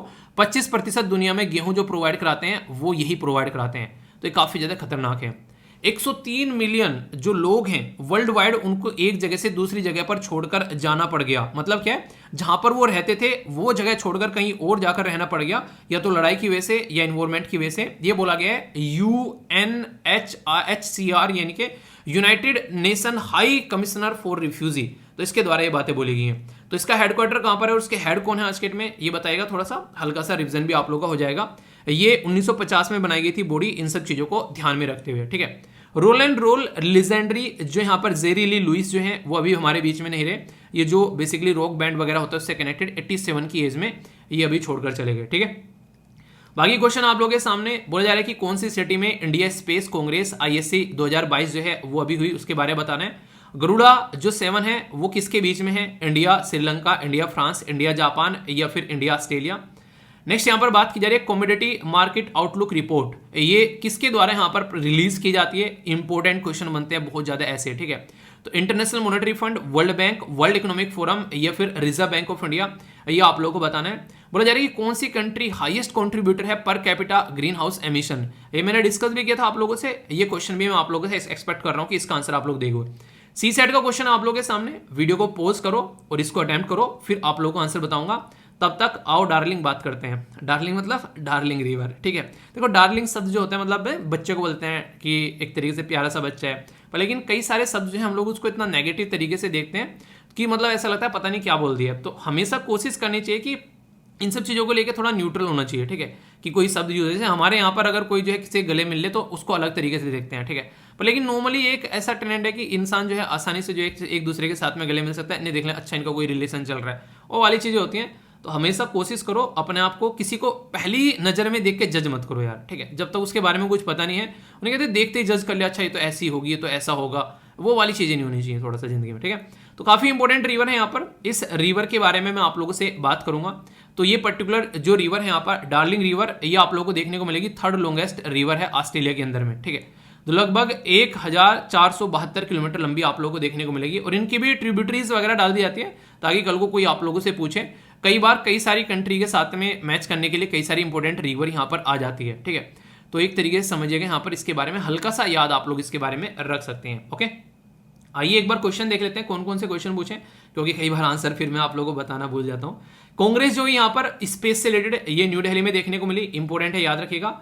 ये एक्सरसाइज मैंने डिटेल में आप लोगों को पढ़ाई थी यहाँ पर, तो इसका आंसर है बी, यानी कि फ्रांस के साथ में एक्सरसाइज देखने को मिली। नेक्स्ट यहाँ पर जो है ये कमोडिटी मार्केट आउटलुक रिपोर्ट, तो ऐसी रिपोर्ट्स अक्सर आप लोगों से पूछी जाती हैं। ठीक है, तो इसके बारे में याद रखिएगा, ये वर्ल्ड बैंक का कारनामा है, ये काम जो है वर्ल्ड बैंक के द्वारा किया गया है। ठीक है, नेक्स्ट यहाँ पर दुनिया में सबसे ज्यादा कंट्रीब्यूशन कौन है per capita green house gas emission का, तो है USA, यानी कि एक इंसान जो है वो इतनी ग्रीन हाउस गैस निकालता है जिसकी कुछ हद नहीं है। मतलब इतने सारे रिसोर्सेज यूज करा है कि इंडिया के अंदर में यहाँ पर इसके कंपेयर में काफी कम चीजें आप लोगों को देखने को मिलेगी। सी सेट का क्वेश्चन, इसका आंसर आप लोगों को सी देखने को मिलेगा, यानी कि 102। तो अच्छे से इसको अटेम्प्ट करिएगा, कोई भी डाउट आप लोगों को इसको लेकर नहीं होना चाहिए, अगर होगा तो दूर करना है। ओके, 5 नए शब्द जो कि आप लोग की वोकेबलरी को इंप्रूव करेंगे और इसी के साथ में आंसर राइटिंग इंप्रूव करेंगे। किसी के साथ में आप लोग अगर बोलना चाहते हैं इंग्लिश में वो इंप्रूव करेंगे। एनडीए, सीडीएस, एसएससी, बैंकिंग में वोकेबलरी, एंटोनिम, सिनोनिम्स आता है, तो वहां पर भी इसका फायदा होगा। तो इनके ऊपर सेंटेंस फॉर्म करिएगा अगर इनको याद रखना चाहते हैं लंबे समय तक। तो पहला शब्द आप लोगों के सामने ये है ऑब्स्टेपरस, यानी कि प्रचंड। उन्हें कहते हैं काफी लाउड, एक तरीके से काफी शोर भरा हुआ, एक तरीके से आप लोग बोल सकते हैं। ठीक है, कई सारे बच्चों ने बोला कि सर ये काफी अच्छा है। अब आप लोगों को हिंदी में तो यहाँ पर ये मिल ही रहा है लिखने के लिए, जो इसका मीनिंग होता है वो पहले मैं ओनली इंग्लिश में लिखा करता था, अभी वो भी आप लोगों को हिंदी में देखने को मिल रहा है। तो अभी नेक्स्ट लेवल पर आप लोगों को चीजें देखने को मिल रही है, तो इनको भी आप लोग अच्छे से एंजॉय कर सकते हैं। कई सारे बच्चों के द्वारा ये बोला गया था, तो अच्छे से इसको एंजॉय करना है। ठीक है, मुझे तब अच्छा लगेगा जब आप लोग पार्टिसिपेट करोगे और सेंटेंस फॉर्म करोगे। ठीक है, नेक्स्ट यहाँ पर ट्रेपिडेशन। ठीक है, तो ये है घबराहट, एक तरीके से किसी चीज को लेकर चिंता हो जाना। ठीक है, तो किसी चीज को लेकर जब आप लोगों के अंदर चिंता रहती है तो आप लोग ढंग से अपनी परफॉर्मेंस भी अच्छी नहीं दे पाते हो। तो इसलिए फियर नहीं रखना है, डर के आगे जीते सेंटेंस होना है, वो रियलिटी में है। अगर कोई चीज आप लोगों को डरा रही है तो उसको काम को करना स्टार्ट कर दो, फियर अपने आप कम हो जाएगा। आंसर राइटिंग से डर लगता है ना, लिखना स्टार्ट करो। माँ के पेट से सीख के नहीं आता है, तुरंत आप लोगों का डर जो है वो आप लोगों को कम होता हुआ नजर आएगा। ट्राई तो करके देखो एक बार, नहीं तो वो जो डर है वो आप लोगों को दबोच लेगा, यानी कि नैब कर लेगा। ठीक है, तो उससे बचना है तो आप लोगों को ये काम करना पड़ेगा। तो एक तरीके से किसी को कुछ गलत करते हुए पकड़ लेना, तो वो चीजें होती है। अरेस्ट कर लेना भी आप लोग नॉर्मली बोल देते हैं। तो इन चीजों से बचना है तो अपने चीजों पर काम करना पड़ेगा। ओके, नेक्स्ट यहाँ पर है कर्लिंग, यानी कि एक तरीके से चुनाव करना। ठीक है, चयन करना किसी चीज का आप लोग बोल सकते हैं, सेलेक्ट करना, चूज करना, बहुत सारी चीजों में से कोई चीज पिक करना, तो कर्लिंग भी बोल देते हैं, डिफरेंट वर्ड है। ठीक है, आर्टिकुलेटेड यानी कि स्पष्ट करना। ये वीडियो मैंने आप लोगों को पढ़ाई कि आप लोगों को सारी चीजें समझ में आ गई हैं, सारी चीजें स्पष्ट हो गई हैं, तो एक तरीके से ये वाली चीजें बोल सकते हैं। तो समझो यार, सेंटेंस फॉर्म करोगे तो लंबे समय तक याद रख पाओगे। काफी शानदार तरीके से आंसर दिए गए मुस्कान के द्वारा, मैंने पिन भी कर दिया कल की वीडियो के नीचे। और इंपॉर्टेंट पर्सनैलिटी के बारे में भी सारे आंसर आप लोगों को मिल जाते हैं। मैं इसलिए बोलता हूं कि आप लोग जब ढंग से चीजों को देखोगे तो सारी चीजें आप लोगों के सामने रहेंगी। कल की वीडियो के नीचे आप लोग जाकर एक बार देख लेना। फिर से बोल रहा हूं, महीने को शानदार तरीके से एंजॉय करना है। तो हाउस द जोश, जोश इतना हाई होना चाहिए कि अब जब तक बरकरार रहना चाहिए जब तक कि सिलेक्शन ना हो जाए, और पूरे महीने तो बरकरार रहना ही चाहिए। ठीक है, वीडियो का फीडबैक जरूर देना अगर चाहते हो यूट्यूब से बची रहे और ये ब्लॉक ना हो तो। ठीक है, और बाकी मेरे साथ में कनेक्ट रह सकते हैं, इंस्टाग्राम, फेसबुक, टेलीग्राम, ट्विटर, सारे लिंक जो है वो यहाँ पर आप लोगों के सामने है और वीडियो के नीचे मिल जाते हैं। नेक्स्ट लेक्चर में मिलता हूँ। बड़ों को नमस्ते, छोटों को प्यार, छोटी सी लाइफ एंजॉय कर। मिलता हूँ नेक्स्ट वीडियो में, तब तक के लिए जय हिंद।